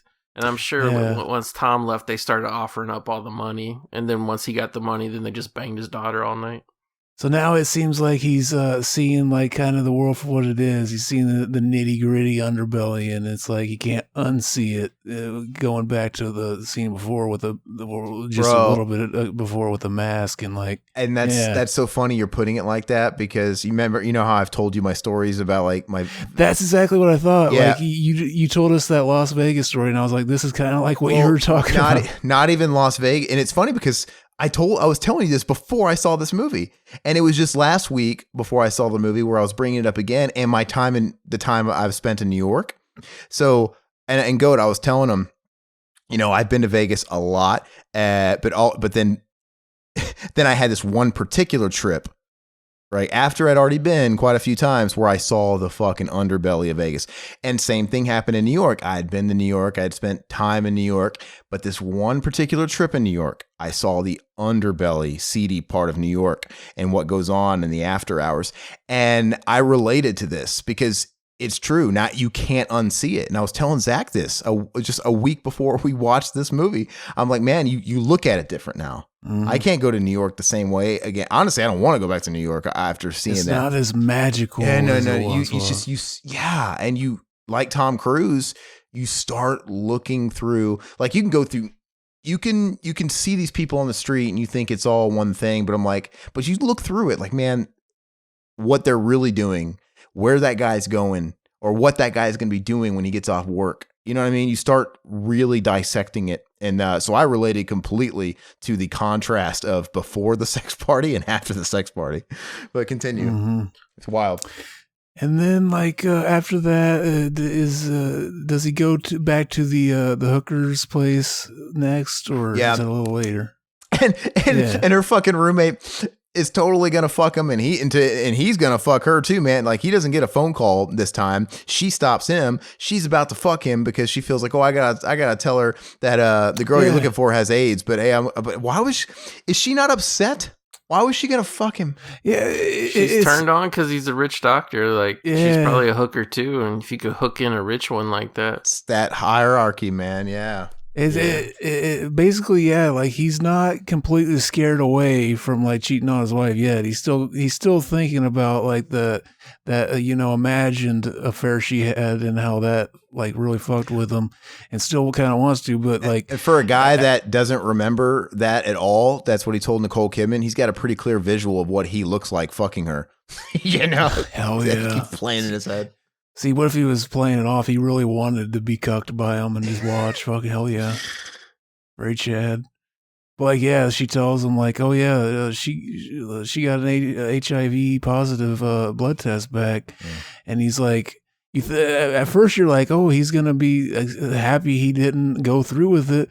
But he seems genuinely upset. Like, and I was like, I wonder if some people interpret that as, did he have sex with her? Did it just cut away before he did? Or was he genuinely upset? Because I think I thought he gave like sort of that cocky, like how about that look on his face, like chuckle, like, huh. Yeah, he looked like he had the I just dodged a bullet look because she's concerned with him because she assumes he had sex with her, and he's like, "Do you need a second?" She's like being comforting, and he's just like, huh. Like she doesn't know I didn't fuck her. Like, man, I dodged a bullet there. Oh, that might be the case then, because like he came back. I was assuming like he came back and he was gonna give her like a gift, like, you kind of made me dodge a bullet, but like he might have still wanted to have sex with her. That might have been why he came back. Part of me feels like it's all that hierarchy. Everybody's someone's fucking whore in this movie. Listen, he's a doctor, right? He's a doctor. Yeah. He's top dog to somebody. Then he goes to this fucking party and he's dog shit. And where's he going? He's going back to his people. I'm going to go back to the fucking prostitute who fucking thinks I'm God or something. It's like you're always someone's hierarchy. You're always someone's what? No, just like, first of all, I want to say that's one of Tom's best acting scenes ever when he finds out the girl has HIV, because he's so slap happy and dick happy and ready to have sex. And then like, and even when she's like, oh, I think we should, because you can tell she gets turned on because Tom's playing with her boobs and stuff and kissing her. Mm. And she's like, I have to tell you something. He's like, you got to tell me something. And then finally he's like, why do you have to tell me? And she tells him, and then it's like, his whole demeanor goes from like literally cocky to just being like, talk about a sobering wake up call. You know what I mean? The cum brain was gone in an instant. Yeah. Yeah. But I think he actually liked that girl, the other girl. I mean, I think he would have had sex with the red haired girl that was her roommate or whatever. But I mean, he brought her like a pie and shit. Like, he wasn't just like showing up just to be like, I'm going to rail you now, I think, he might have actually, I might have just been like thinking like, he was already like thinking like, oh, you really helped me out. Like, basically what ended up happening there was what his wife was telling him in her imagine, like, or like what she was telling him, like, oh, I would have done it, but then like I couldn't because it's like, but then like he had, an excuse to go out and cheat on her because she just like really fucked with him the night before or whatever, or that night. And then like she called him and that just like took it away. Like, I can't do this. So it kind of like, it just happened just like it did with his wife. So after that, like this is when like he's getting stalked and he finds he's being followed and shit right there. Because this whole movie takes place just over a night. Into a day. It's like, it's so it's overnight. But go ahead. Like pretty much like a 3-day period. Probably like there's one day the party they go to, and then like So he goes he goes to the musician's motel. He's gone, right? And it's all that paranoia shit, right? So like now he's seeing people. Tom gets hit on again by the desk clerk. Exactly. Yeah, that's a Son of Mask guy, Alan Cumming. Nightcrawler. He goes to where like he was staying the night, his buddy the jazz musician, because like he's not playing the next night, and it's almost as if he was never there because they're just like, oh fucking, they're taking his picture down and all this shit. So he's going to like where he was staying and he's trying to find him. And he talks to the clerk at the thing like, oh, he came here last night and just he grabbed all the shit and checked out really early in the morning. And he like probes him a little bit and he tells him like, oh yeah, he was brought in by 2 other guys who didn't seem happy. And, fucking like he had a bruise on his face. So it's just looking more and more like fucking like, oh shit, paranoia. And like they did something to him. Like I saw something I wasn't supposed to. He was the one that told me about it. Like they killed him and shit. So wait, Zach, we got to talk about something that's hilarious. First, he does it with the guy to open up the costume shop late at night. Then he does it with the coffee waitress at the place next to the jazz bar. And then he does it again. I think he does it again with the hotel clerk. And he does it a couple more times. But he does this weird thing, Tom does, because he's supposed to be a doctor, where he flashes his medical badge to people like he's a cop to get information out of them. Oh, yeah. I fucking was laughing my ass off every time he did it. It was so hokey. Maybe that's another thing like Aaron was saying. Oh, yeah, because he does that, pulls that shit. He's like, yeah, who does this? Like, well, I'm his doctor, and I've got some results. He'd be really upset if I didn't give them to him. Like, call him then, bitch. He seems to be used to flashing his wealth or his status as a doctor to kind of get what he wants. So, yeah, maybe that's what Aaron was talking about. And then, so. But I'm telling you, after he leaves that party, he's like totally neutered. It's like even the waitress isn't that impressed with it. It's just it's just kind of bullshit. Yeah, go ahead. Oh yeah, and then like then he's really getting fucking. He's starting to think they're after him and shit. Like he starts noticing like a guy like following him around. Like there's a part where he grabs a newspaper and he's just like wondering what the fuck this guy's following him for. And the guy makes it very clear he's watching him like a fucking hawk. And in the paper he ends up seeing that a prostitute died of an overdose. So then he realized like, oh, was that the the girl I saw the other night. So he goes to the morgue to see. And can we talk about something real quick? Yeah, go ahead. Well, first, anytime I forget something, go ahead and chime well, it's in. hilarious because like I was always under the impression that he reads that she died, but the article just says she overdoses. Oh And yeah, like I don't know if you guys ever do this, but I ever do this when movies have newspapers and shit. I paused it and read it, and it's one of those things where there's like 3 sentences that are just repeated. Like, yeah, just to like space it out better, I guess. But or yeah, these total gobbledygook that's written in there. Like, what the fuck? Exactly. But it's weird though, because like you kind of do get you figure overdose, you think somebody's dying, and then it's kind of threw me when he goes to the hospital and he's like, I'm looking for Amanda Curran, I'm her doctor. And then the lady's like, well, she died this afternoon. And he's like shocked. So I actually rewound it. I was like, did the paper not say she died? And like, that's kind of one fuck up of the movie. It was, you think from the paper she's dead, but it turns out she actually died later in the hospital. Mm-hmm. Well, she was somebody of note. Otherwise, the paper wouldn't be reporting that she overdosed and didn't die, right? Who was she? Yeah, she was a former Miss New York. Okay, that's right. A beauty pageant thing. She's the girl that he sees at the beginning of the movie whenever his buddy is has him come in to check on the girl that overdosed. Like, does he realize that at this point? I don't think so. I think that's why he went to the morgue, though, because that's the only face he knows. Yeah. Which another weird thing was apparently that girl's voice sucked. Or she either had an accent or she wasn't a good actress, so they had to overdub her with Kate Blanchett. It did seem a little too proper for the horror we saw with the big jugs hanging out. Yeah. Yeah. Very Stacy. Kate Blanchett's kind of hot in her own way too, though. Actually, but go ahead. I read that they're like, oh, we want someone with an American accent. We need an American, so they got Kate Blanchett, and it's like, oh, she's actually British too, or whatever the other girl was, but she just did a better American accent. Oh, there's different dialects in Great Britain. They can make a difference. Yeah, whichever. Well, the morgue scene is funny because he keeps looking and looking at the girl's face, even though her jugs are like right there. Right. And, yeah. It almost, for a second, you almost think he's going to like whisper something to her, like "thank you" or "I'm sorry," or he's going to kiss her on the forehead. And they even like cut back to the morgue attendant guy, and you think he's going to like look at him and be like, "Hey, what are you doing? Get away from her" or something. But the morgue guy just keeps looking at his feet, and then Tom doesn't do anything, and then he just leaves. And like they do this thing twice too, where after the hard nights of whatever, Tom goes home and he sits down and he gets a fucking Budweiser out of his fridge. I'm like, I didn't believe for a second Tom was drinking canned Budweiser, being this upscale New York doctor. Oh yeah, he's drinking fucking the champagne. Yeah. But they should have had him drinking that fucking beer, Zack, that just says beer on the side. Hell yeah!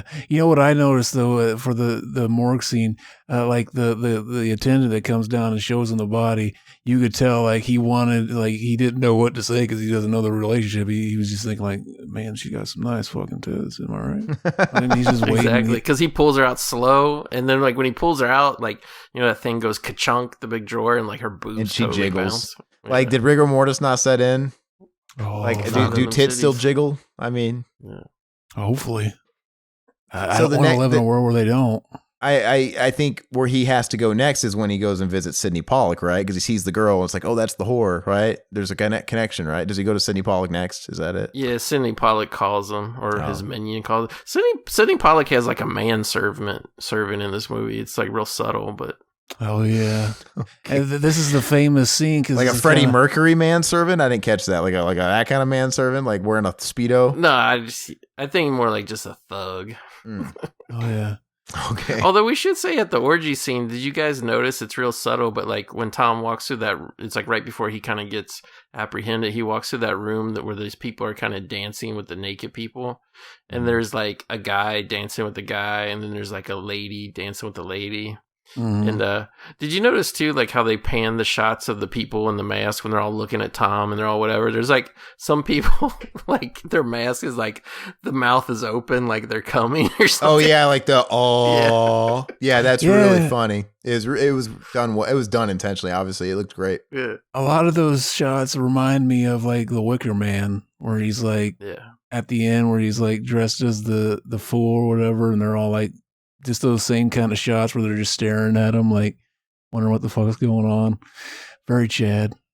Of our boy Stanley, we stand Stanley, and he learned from the best. I mean, it's obviously going to play into what we're going to talk about next. But speaking, I mean, like you said, everybody pegged him. Pegged him. He didn't get that far. He got saved. I thought he was going to get pegged, but no. Everybody pegged him for being an outsider, and then he got looked upon by somebody in the balcony who turns out to be Sidney Pollack, right? And just staring at him at the party. So this next scene is Sidney Pollack basically telling him like, "I know where you were," and this is a good scene because like, yeah, you're just like, oh shit, like what's gonna happen? So basically, like, yeah, he tells him like, oh, you made it very obvious. You showed up in the taxi. Everybody else is showing up in limos, and you gave him your coat, which had your ID in there and all your this receipt stuff. had your receipt from the costume shop or whatever. Exactly. Yeah. So like, yeah, he's basically he lays it on. This is like kind of a famous like infamous scene, I guess, because was it Sidney Pollack that story about shooting? Like apparently this is like the first thing they shot, and he was always hearing like, oh, Stanley Kubrick, I hear how hard it is to get the takes just right. Like I'm gonna be sitting in this fucking in front of this pool table forever. He did the take, and then like, oh, cut. And he's like, oh, that wasn't so bad. They moved on. And then like fast forward, like, 7 months later or whatever, they're reshooting that scene he did a long time ago. But yeah, he's going off and he's telling him all these things. He's trying to reassure him that basically he's paranoid. He's like, what? He's like, nothing. Like she, he's like, what about the musician? He's like, okay, so they roughed him up a little bit, but he's at home. He's in Seattle. They put him on a plane.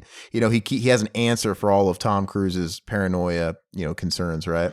Yeah, and then, like, oh, what about the hooker? And it's like, she OD'd after. She left the party and it was fine. Yeah. And you saw her. She OD'd at my party. He's like, what would you do if I told you that it was all just an elaborate scheme? We were basically role playing, like we set you up basically to make an example out of you. We knew you didn't belong there, and it's very convenient answers that like, see, maybe he's telling the truth or maybe he's lying to try to fucking like stop you, because he keeps saying like, you wouldn't want to know the people that were actually in the party. Like, you wouldn't be able to sleep at night. Like, it's not like they would kill you. It's just like you couldn't fucking take it. Like, these are powerful people.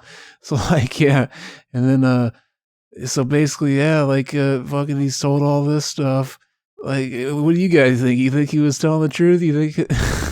Well, he was. Here's my take on it, right? So, okay, Tom saw it all. He saw the orgies. He saw the fucking. He saw the what. He didn't know whose house he was at. He didn't know who, whatever. I think it's one of those things, and this is kind of like the point of the movie: how much is real, how much is imagined, how much is Tom blowing out of proportion. This movie's amazing for a movie that has literally zero on-screen violence. It keeps that tension going for the whole time. Mm-hmm. But it's like that thing. I think, and that was a great scene too. We didn't talk about when Tom, for some dumb reason, drives back out to the house. And it's creepy that guy drives down there and gives him a typewritten letter warning him for a second time. I mean, how hard could it be to find out who lives there? Exactly. He knows where it is, and he's been there twice. And then his fucking Jeeves comes out with no mask and says, leave with us. No, yeah, it's like, surely, I mean, that's before Google Earth, sure. But I mean, you're going to know who lives in a fucking pad like that. Oh, well, it could be like fucking like super secret. It's just under some random guy's name, but like fucking it's still somebody more powerful that lives there. Who knows? Yeah. Well, they say it happens at a different place every time. So it's like, different people host it. If they're all elite people, I mean, they could all take turns hosting. I don't know. Mm-hmm. But like it's one of those. The point of the movie is like they narrowly escape whatever, him and his wife, and at the end they're grateful for what they have. Yeah, see, I think that's kind of that's my take too. Is that like, oh, is he telling the truth? Is he not telling the truth? It ultimately doesn't matter. That's not really what the message of the movie is. Yeah. But I think that considering if Tom would have kept digging and digging, if he would have kept digging, I think they would have fucked him up, possibly killed him if they had to. Maybe, yeah.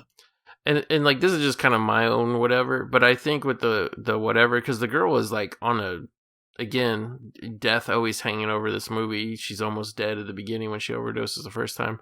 I think they probably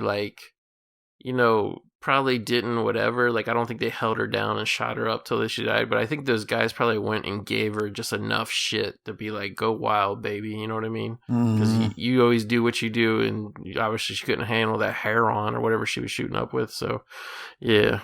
Like I just think they gave her enough to like, okay, if you survive this, great. If not, who fucking cares? You know? So if we're talking about the wrap up of the movie, what do you mean? What do you make of like Nicole Kidman's final lines? Yeah, so basically it ends with like, oh, now he's back at home and they get back. He's like, I want to tell you everything. Yeah, that scene, the kind of like she gets home, he gets there at night, and she's sleeping on the bed, and the mask is laying next to her as if like, like she found it and just fucking set it there to like, well, what the fuck was this about? And he kind of breaks down when he sees it, and he's like, oh, I'll tell you everything. And then it cuts to like, her like looking kind of like she just heard a fucking crazy story. And then it kind of goes to them getting back to their routine, going, because it's taking place around Christmas. So now they're Christmas shopping, and they got the kid with them. And like, the kid goes off, and they're kind of talking about like, she has a line where she's like, we'll get through like, she's just basically like rationalizing it all, like, oh yeah, we'll figure it all out and all this stuff. And like, yeah, there's one thing we got to do though. And what? We got to fuck. And then it ends. Yeah. And I take that as like a comedic kind of way to end it, because like basically the whole reason this happened is because they have this lust. Cum brain. Yeah, so basically it's like, they probably haven't had sex in a year because of that mundane, marriage life. So obviously we need to have more sex because that's what started all this. Yeah. Yeah.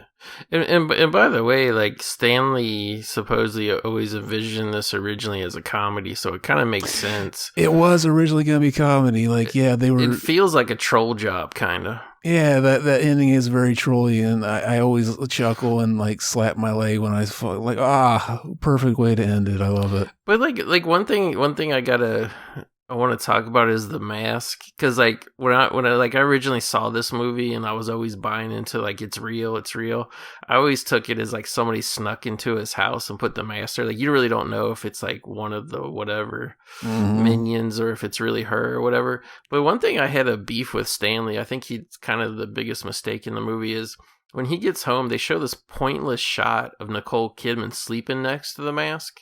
And then they show Tom come into the bedroom and see the mask, and he has this really emotional, obvious reaction, and then he breaks down, I'll tell you everything.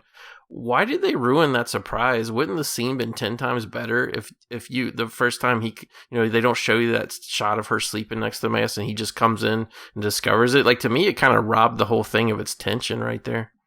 Yeah, that probably would have been better, yeah. It was just weird. Maybe he comes in and he sees, like, you can tell something's wrong, like, by the reaction on his face. It's like, oh, shit, is she sleeping next to somebody? Did she actually cheat on him? But then it's the mask laying there. That would have been very Chad. Yeah, but what do you guys think? Do you think she definitely put the mask there? I mean, she had to have. I mean, that's what I assume, could see where he might have dropped it in there when he, came home and drank his generic beer, right? But she had to have put it there. Why would he put it there on that pillow? Because there's that whole scene where he hides the bag that has the costume in it away in like the special drawer where he keeps paperwork. So she would have had to like heard him when he came in, which is very possible, and then like known he hid something in there, and she would have had to. I mean, she clearly wasn't buying his excuses. Like early, remember where he's like, "Oh, I'm still out, right? I'm still with her, the patient." She had that, that skeptic wife tone, right, in her voice. Maybe. So she probably went snooping just like any wife would. And even though it doesn't make sense, there's like a weird feeling to me every time I watch this movie where I almost feel like somehow she's in on it, or she knows about, or like she's even one of the women at the parties getting gangbanged or something. You kind of thought there would be some kind of wraparound, like she was going to have more to do in the movie. But I mean, she obviously serves her purpose. But you'd think Nicole Kidman at the time, she would have served more than just being the wife. I don't know. Yeah. You thought there's going to be more of a wraparound. He actually didn't hire them. Basically, it was like basically the studio wanted him to hire big names. They're like, you haven't had a big name in your movie star in it since The Shining. Like, do another big name movie so it's easy to sell this movie. And like they just happened, like he was like living in London at the time or staying in London making or something, and I think Kidman happened to be there shooting another movie. And then like fucking Tom Cruise came to like pick her up or something, and they just like, hey, let's stop by and like see Stanley Kubrick. He's doing something, and they just got the roles by luck. So I thought they were a package deal. Like, oh yeah, we can convince them both to be in here, and maybe since they're husband and wife, we can get them to do some of the fucking, and it'd be real fucking. See, what a lot of people don't know about, though, is Stanley originally didn't want Tom at all because he always believed the rumors about Tom. So that's why he insisted on that screen test. And it was that screen test that, it just, the electricity was coming through the screen. Which rumors? That he was gay or he was hard to deal with or a diva? Which one? Yeah, and then Stanley, he was just overwhelmed by the scene. Tom being Tom, he just really went for it. And that's what convinced Tom. Well, you did that fucking movie where you had your boy there, the Tame the Cunt guy. He was telling the great story about the casting of the movie. The whole backstory was explained. Exactly. That's funny. That was hilarious, by the way. Is there anywhere I can watch that, like the whole thing? I mean, it's just hidden on YouTube. I can send you a link of like the whole thing. Maybe let us put some. Maybe let us put some of that audio clip about talking about Stanley jacking off to it in the podcast on the bookend. That was going to be the alternate title. After a while, I kept thinking of renaming that movie. Just call it Stanley Kubrick jerked off. So that'd be funny if it was like, hey, so are we supposed to believe that after the scene, the movie cuts to black, is he still getting followed, or do they sense that, okay, he backed off? I mean, how do they know he backed off? See, I think Sidney Pollack told him.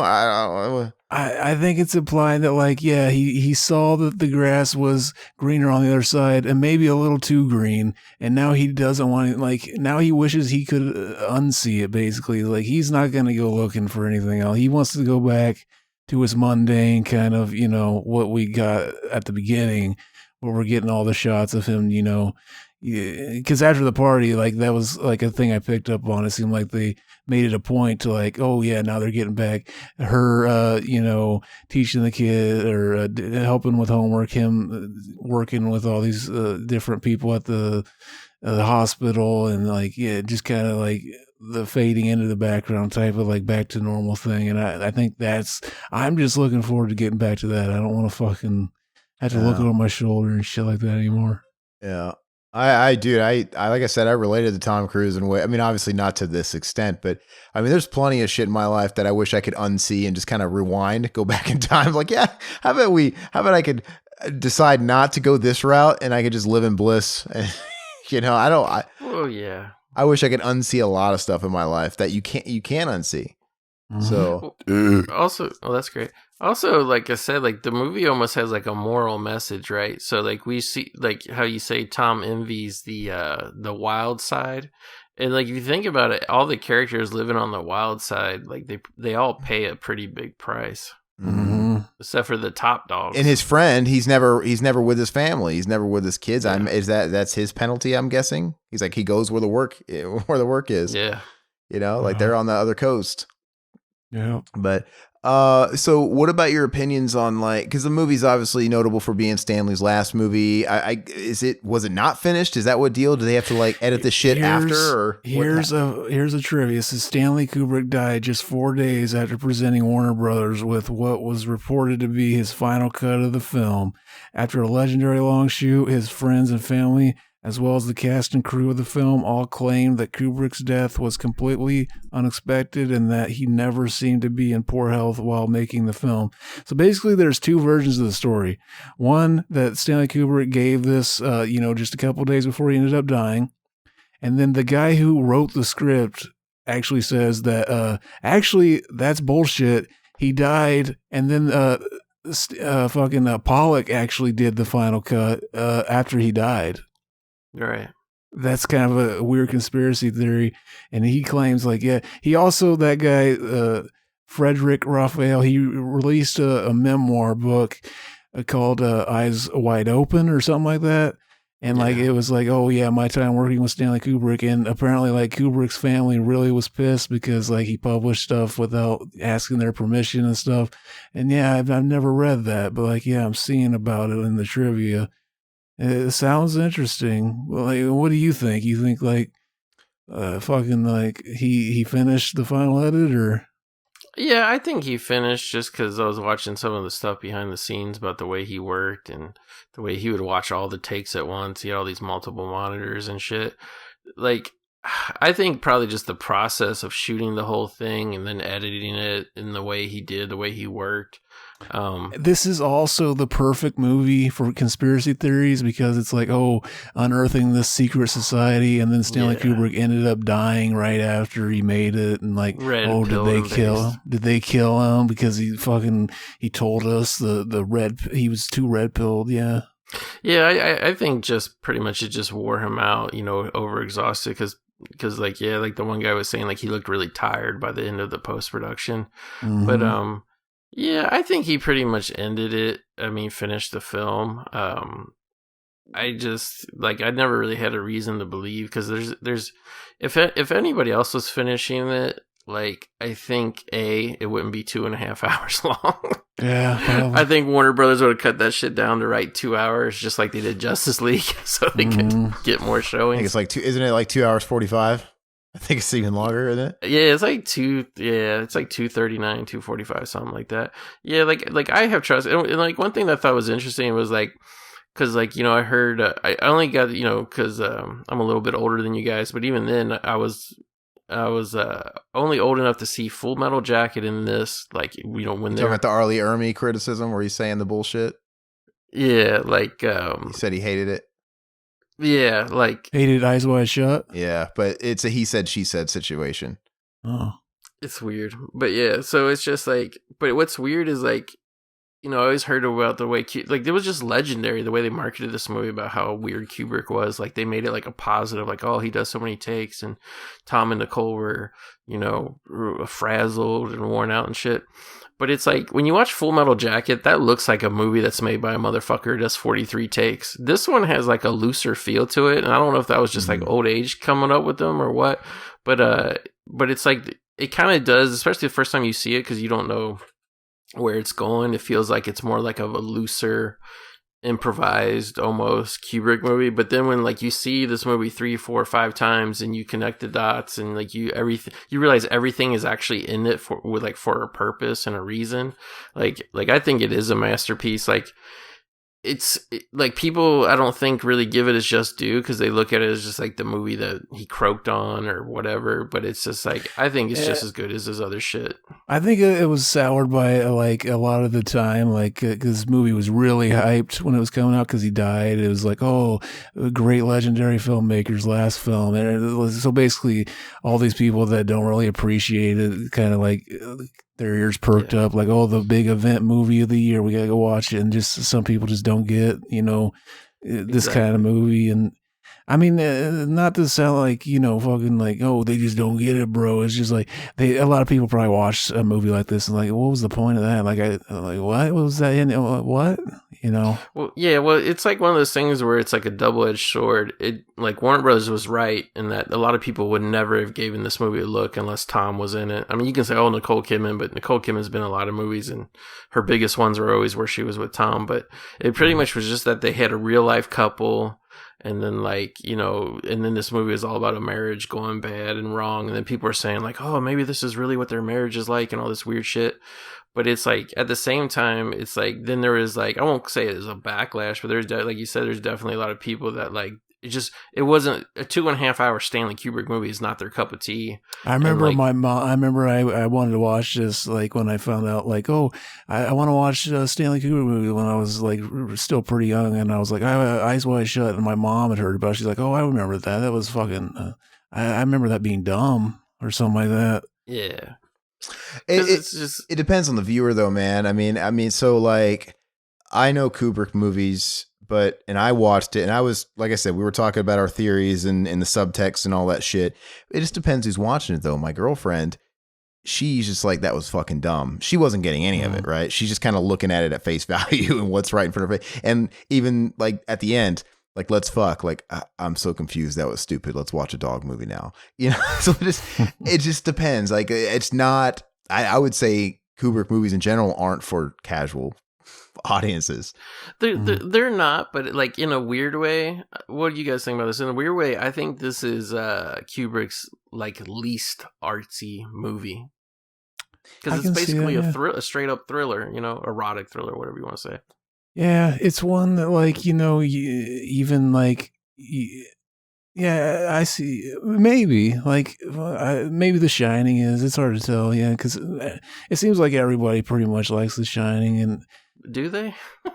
No, nobody went near Dr. Sleep. Yeah, some people don't. I was watching old Howard Stern clips, and Howard Stern was talking about how much he hated The Shining.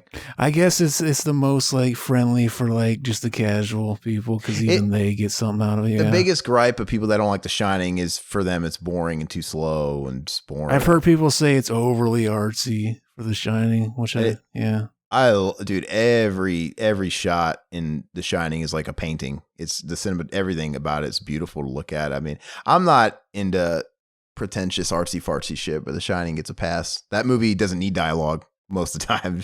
It's just so nice to look at. What's your opinion on the R. Lee Ermey thing, though? I thought that's what you were getting at. So I didn't hear any of it. He did an interview. I mean, he's obviously dead now, R.I.P., but later in his life, it wasn't too long ago, where he was, I don't remember who it was with, but he said that Stanley called him up, like, as he was just finishing Eyes Wide Shut, probably editing it and shit, and he was saying, "Oh, this is the biggest piece of shit." He was saying he didn't like it. It's just such a piece of shit, and that's what he was attesting to. And I know Todd Field sort of rebutted and said, "Don't trust anything he says." He's like, he kind of was on the other side of the fence. He says, "I was actually interested in getting R. Lee Ermey in my movie," and then Stanley and I talked to Stanley about it, like and Stanley told me, "You don't want to work with him." So it's just one of those, like, who do you believe, you know? Yeah. Fucking, there are quotes saying that Stanley basically thought this was his best work, but that he also always thought that his latest movie was his favorite of his movies. So yeah, like he's one of those guys that's like, "Oh yeah, this is my favorite movie ever made." I still have to watch my 4K of Full Metal Jacket I picked up around the holidays. I haven't seen that in quite a while. That's like two separate movies, like split in two. But I gotta watch that again. I forgot. It was Harvey Keitel and Jennifer Jason Leigh were originally in the movie and filmed most of the movie, and then they both had to be. Was Jennifer Jason Leigh the Hua?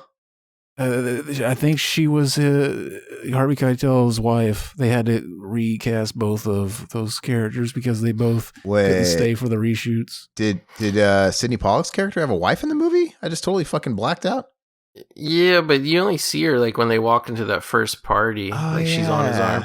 I thought Jennifer Jason Leigh was supposed to be the daughter of the old guy who died. She's too old, man. Oh, yeah, the daughter of the old guy. But even then, that was just like a one scene role. Mm-hmm. Okay. Well, so we're going to talk about ratings. It sounds like everybody liked it, but maybe that's not really how we should angle it. Like, maybe we should angle it of how it ranks with Kubrick's work. And I mean, you can give a rating if you want, but Zach, like, I haven't seen every Stanley Kubrick movie. I haven't seen Lolita. I haven't seen Dr. Strangelove, and I haven't seen Spartacus. Hell yeah. Oh, there's a couple. Like, I definitely want to do Paths of Glory sometime too. Fucking. Yeah, I want to go down. After watching this, I felt like if it wasn't so late and the movie wasn't as long as it was, I felt like popping in my 4K Full Metal Jacket and be like, okay, now's a good time to rewatch this. So now I feel like I want to go down the Kubrick rabbit hole and just kind of fill in the gaps and watch all the old stuff. I usually watch The Shining every year or so, or every two, and I haven't watched my 4K of The Shining yet, but now I want to watch that. But when that came out, the Halloween, was it a year or two ago? I don't remember. I had just watched The Shining because it was the season. So when I got the Blu-ray, the 4K in the mail, I'm like, well, I want to watch it again. I just watched it like a week ago. But yeah, same here. Yeah. And my fucking Steelbook came damaged, by the way. Fuck Best Buy. And you can't. It's fucking. I'm gonna see if I can try and repair it. Like, there's got to be YouTube videos or tricks online for people because it's all fucked up. Like, it literally looks like people in Best Buy make it a point to drop kick everything in the warehouse glass before putting it on the shelf. Yeah, I recently gotten just regular cases that were smashed to pieces, and whenever I get something that's super damaged from them, I just take it back to my local store. Well, and I would have did that, but see, I don't even know if this happened in Best Buy. It's hard to tell, but I would have did that too. But you know how those steel books, they have like a cardboard on the back, right? That you peel off that has the special features. The damage wasn't on the cardboard, and it wasn't until I opened up the shrink wrap and took off that I noticed the entire back was fucking caved the fuck in. Caved in. Oh, bad. I'm like, what the fuck? That's the worst. Dude, I've never seen a steel book this fucking it's beyond just dinged and dented. You can't even close it. It's off the hinge. Yeah. And it's like, I don't even want to look at it. It's so ugly. But yeah, it's like, sucks. And there was no way for me to, I opened it. That's how I discovered it. Like now I can't return it. Like, what the fuck? It sucked. But anyway. So yeah, Zach. We can get to our ratings if you want. Go. You can give yours first because I know like the reason I got you on this episode is because I've heard you call this a masterpiece, baby. So you can go if you want. Yeah. So how do you guys usually rate it? We do 1 through 10. What's your ratings? 1 through 10. You know. Yeah. Like I usually give it a 10. Yeah. And like I understand the grain of salt with that is like we said, like this is just the type of movie that is not everybody's type of movie. But I couldn't imagine anybody who likes Kubrick movies because I've seen all Kubrick movies except I haven't ever watched Barry Lyndon or Paths of Glory all the way through. I've seen bits of them, but not all the way through. But like, like my favorite one's probably Clockwork Orange. Then I love 2001, and I love Full Metal Jacket. Then this, then probably The Shining. So, but either way, all his movies that I've watched, and all of Spartacus, I really like Spartacus as well. All his movies that I've seen, like, I mean, how can you not give him a 10? Like, what, you know what I mean? Like, like literally my nitpick was like, why did he show the mask before Tom walked in the room? And if it's like, if that's the only nitpick you have in an almost 3-hour movie, it's a 10. I mean, it like, I guess you could judge it against other Kubrick movies, but why? It blows away anything that's on fucking Disney Plus or HBO Max. I'm sorry, 10 out of 10. Yeah. That's how I compare. Speaking of 2001, I lament not getting that deluxe digi packaging for the 4K that came out because now you can't find it. Now it's just that basic bitch fucking. I don't know why I passed that up. I passed it up on sale too. I'm like, oh, it'll be there. It'll be there in a couple weeks. It'll be there. Yeah, like that's like all of his movies are real. Like even if you don't like, they're not your cup of tea. Maybe like for some reason they're always just like enthralling. Like I can't look away. Some people hate 2001. Some people fucking worship at it, right? For what it did on a technological level. And some people are like, it's just fucking boring. What the fuck, you know? It just depends. Did you? There was a basically. It came out like, oh yeah, there was originally a score made for the movie, and there was this original song recorded, and it's finally seen the light of day. Apparently, Stanley Kubrick heard this and was like, "Fuck that! Do not use that." Have you guys heard it? No, I haven't heard the song. No. It's super 60s and like goofy, like really, and it's so weird to think about because it's like everything about 2001 is so timeless. If they would have used that score, that would have been like so weird. It would have ruined it.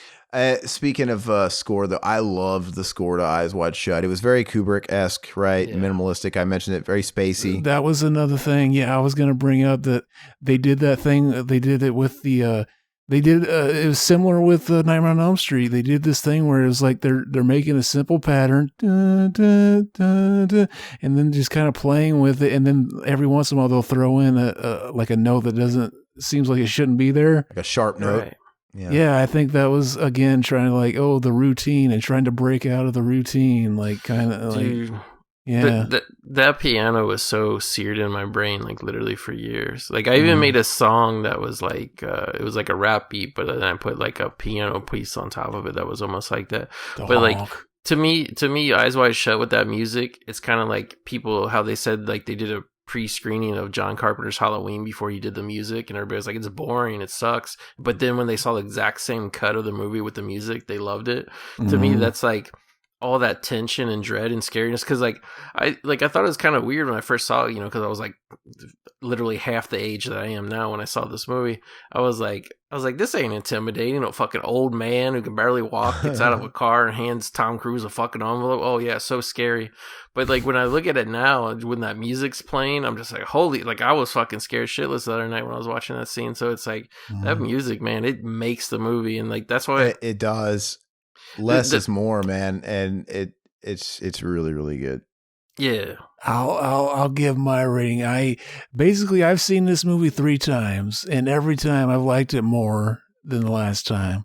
I remember the first time I watched it, I gave it a 6, and I was like, man, I really like that. Would have been so much better if more of it took place in that underground thing and all the like. I remember like specific criticisms, and then like the second time it went up to a 7, and like this time is the first time I watched it, and I finally realized like it doesn't even fucking matter. Like, we don't need to know what actually was going. Like I mentioned earlier, like that's not the point of the story. It's like it doesn't matter like whether or not he was telling the truth, that like the girl wasn't murdered, but like that's not the full. Like finally, I got that through the melon, and yeah, this time I gave it an 8 out of 10, baby. Hopefully, it keeps going up. My sentiments exactly, Zach. So I watched it for the first time, so I'm a newbie. So I'm just gonna kind of go off my rating when I first saw it, but I'll say this: for a movie that was like 2 hours and 45 minutes, it didn't feel like it. Exactly. But yet it's still a very Kubrick kind of slow burn-ish, that pacing. Yeah, but it wasn't probably because it was contained in one overnight, like the time of the movie. And maybe that helped. It didn't feel so, I don't know, but it didn't feel like almost 3 hours. But when I got done watching it, I didn't know quite what to think. And I was like, is this a 6? Is this I don't know what this is. I'm like, I think it's a 7. I couldn't stop thinking about it. It was one of those things. And it's one you kind of pick apart. And I'm still going to go ahead and say 7, but I'll say this. The next day, I was still thinking about it, and I was, unpacking. You don't unpack all the shit we're talking about as you're watching it. At least I don't. I unpack it over the next couple of days, like little by little. And so, yeah. The next day, I liked it a little more. I'm like, oh, I found little things to appreciate more. And then even today, and after us talking about it, I appreciate even more. So, maybe by the time I watch it again, I might be giving it a higher score because, it's hard for me to really find any flaws with it. I don't really know. Maybe I just hate Tom Cruise that much. I'm like, I can't give you high. No, I'm going to give it a 7 right now, but I could easily see this growing. Let's just say that. And I like it. I love how it sounded. I like everything. It was suspenseful. And like you said, there's like no violence in the movie, but yet it's so gripping. So yeah, I definitely want to watch it again. So and that's funny because I'm breaking my own rule. Because don't I usually say if it's an 8, it's one I definitely want to rewatch. So maybe I'm fucking breaking my own rule. So something like that, 7 or 8. Oh yeah. And also too, every time you watch it, like how Zach said, you get different things. But like for me, like because like I had seen it at least enough over the years, and I bought the Blu-ray maybe 3 or 4 years ago. Watched it when I got in. It's just like now this time, even though I knew where it was going, there was like just the connective scenes that I was enjoying so much more. Like it's weird. It's hard to even explain, but like the scene where he walks in the coffee house and he orders a coffee and he sits down and reads the paper. Hi, doggy. Everything. Shop. Oh, hi, doggy. But just like when he sits down and reads the paper, and then there's that shot zooming in on his face as he like he reads the article that the girl overdosed type thing. Mm-hmm. Like I was just like, I started seeing the masterpiece, like the wheels turning, just in how subtle even like the camera angles were and the camera work was and the editing.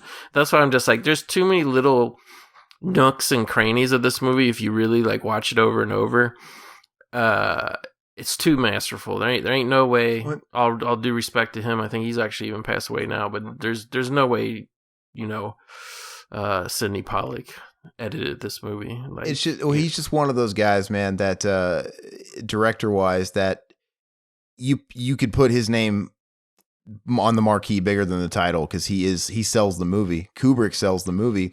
He is a star, and I could see this exact same movie, this exact same script being, like you said, an erotic thriller, but total C grade.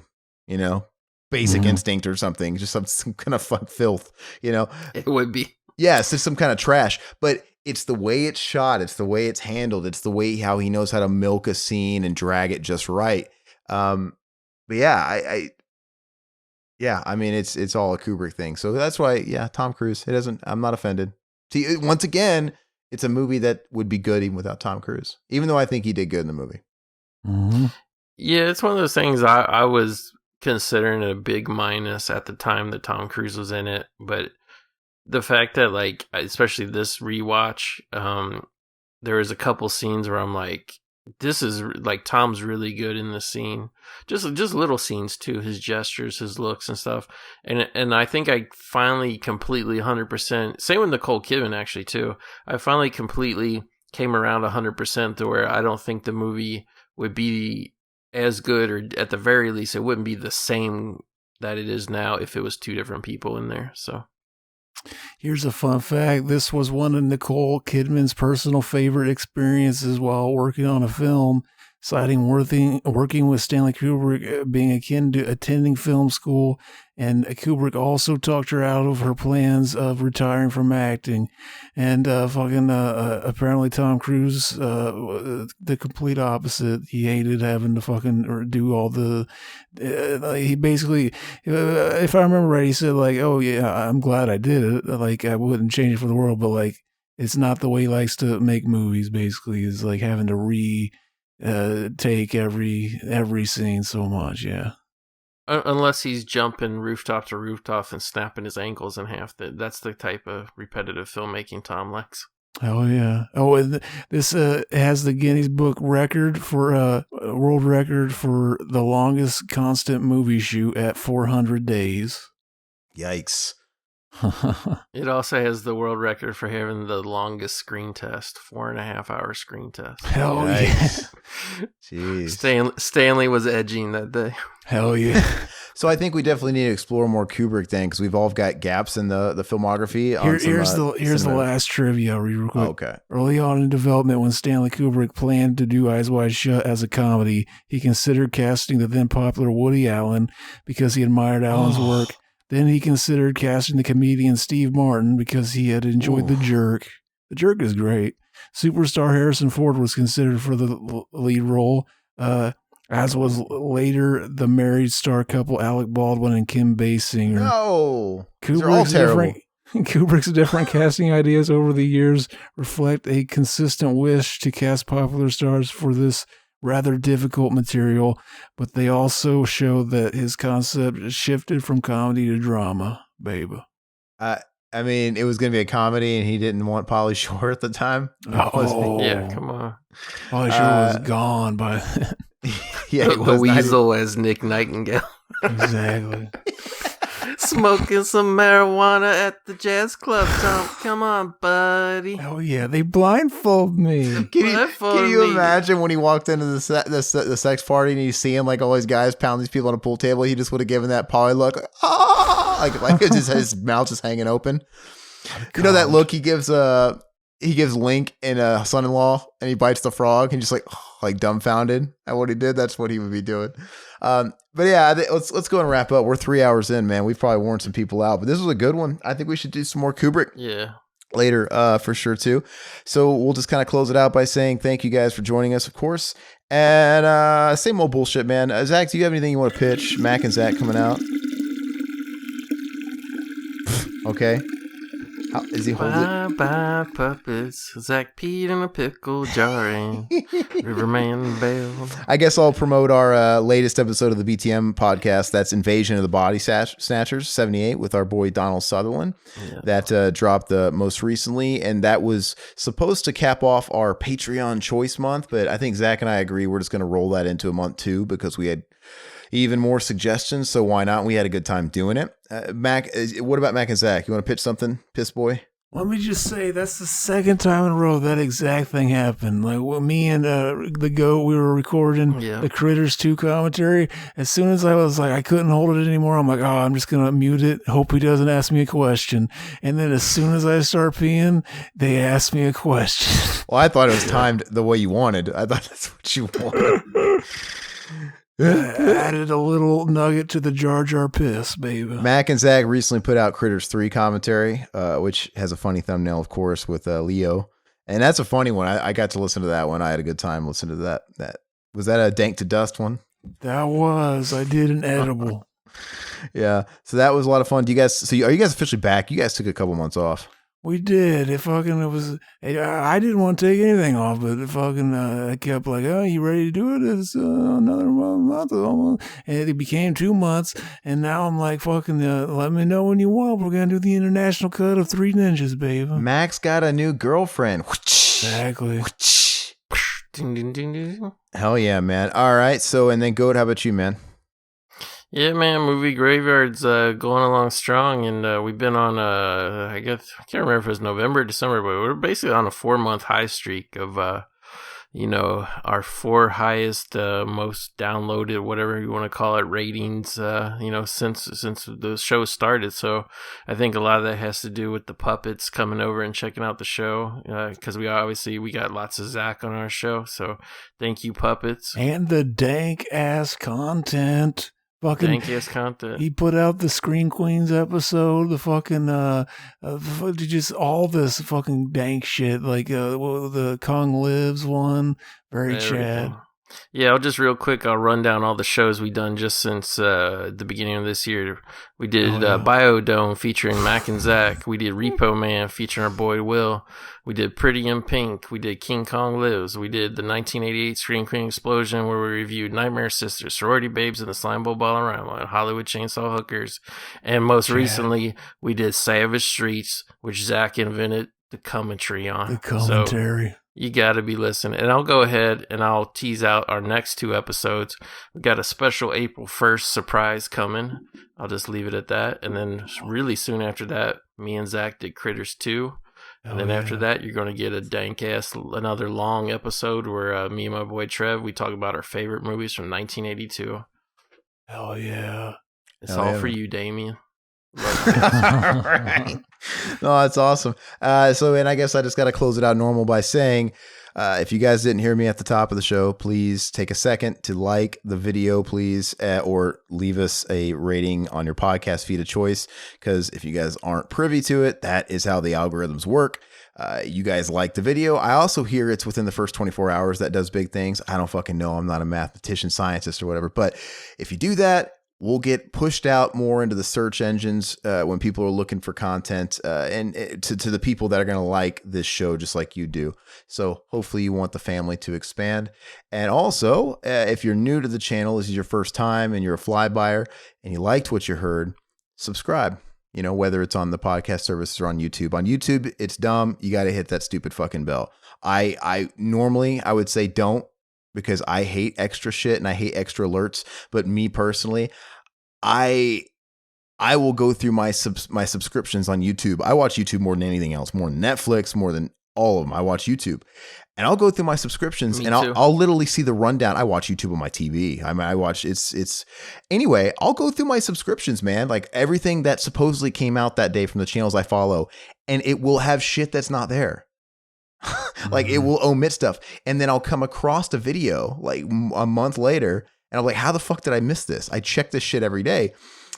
The bell helps, and it's really dumb they gimp it like that. But if you want to be alerted of our new content as often as we can, I would say click the bell. Otherwise, check back frequently. And but click the bell if you want to know about us going live. We've been doing the lives weekly. We've been very consistent with that, and they seem to be a big hit. Zack made a little poll too on what you guys want to see as far as new content, and whether it was more episodes of such and such, or episodes of this, or trying that, and overwhelmingly was lives. You guys want more live hangouts. You guys want more live game comments.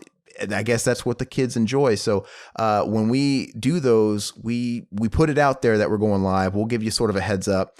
If you have that bell ring, you'll get an alert straight to your phone. So I would suggest doing that if you're already not following us on the socials and stuff like that. But that's it. Patreon, of course, where you can always join in on our Discord, private special Discord for patrons. You can join us when we do the BTM show and typically all the other shows, and be a part of the recording experience. We do have a Discord that's for everybody as well, so please join that. That's a barrel of laughs. And if you want to support us any further, we have a Teespring where you could look sexy while supporting us and wearing something tangible. So that's all we got. We need a Stanley Kubrick simp shirt. We stand Stanley shirt. Do it. Make it like a cinema enema with Stanley and his like bug eyes or whatever the fuck he's got going on. Oh yeah. Hell yeah. All right, guys. Well, we're going to go ahead and head out. Thank you guys. We'll catch you next time. Bye-bye, Puffets.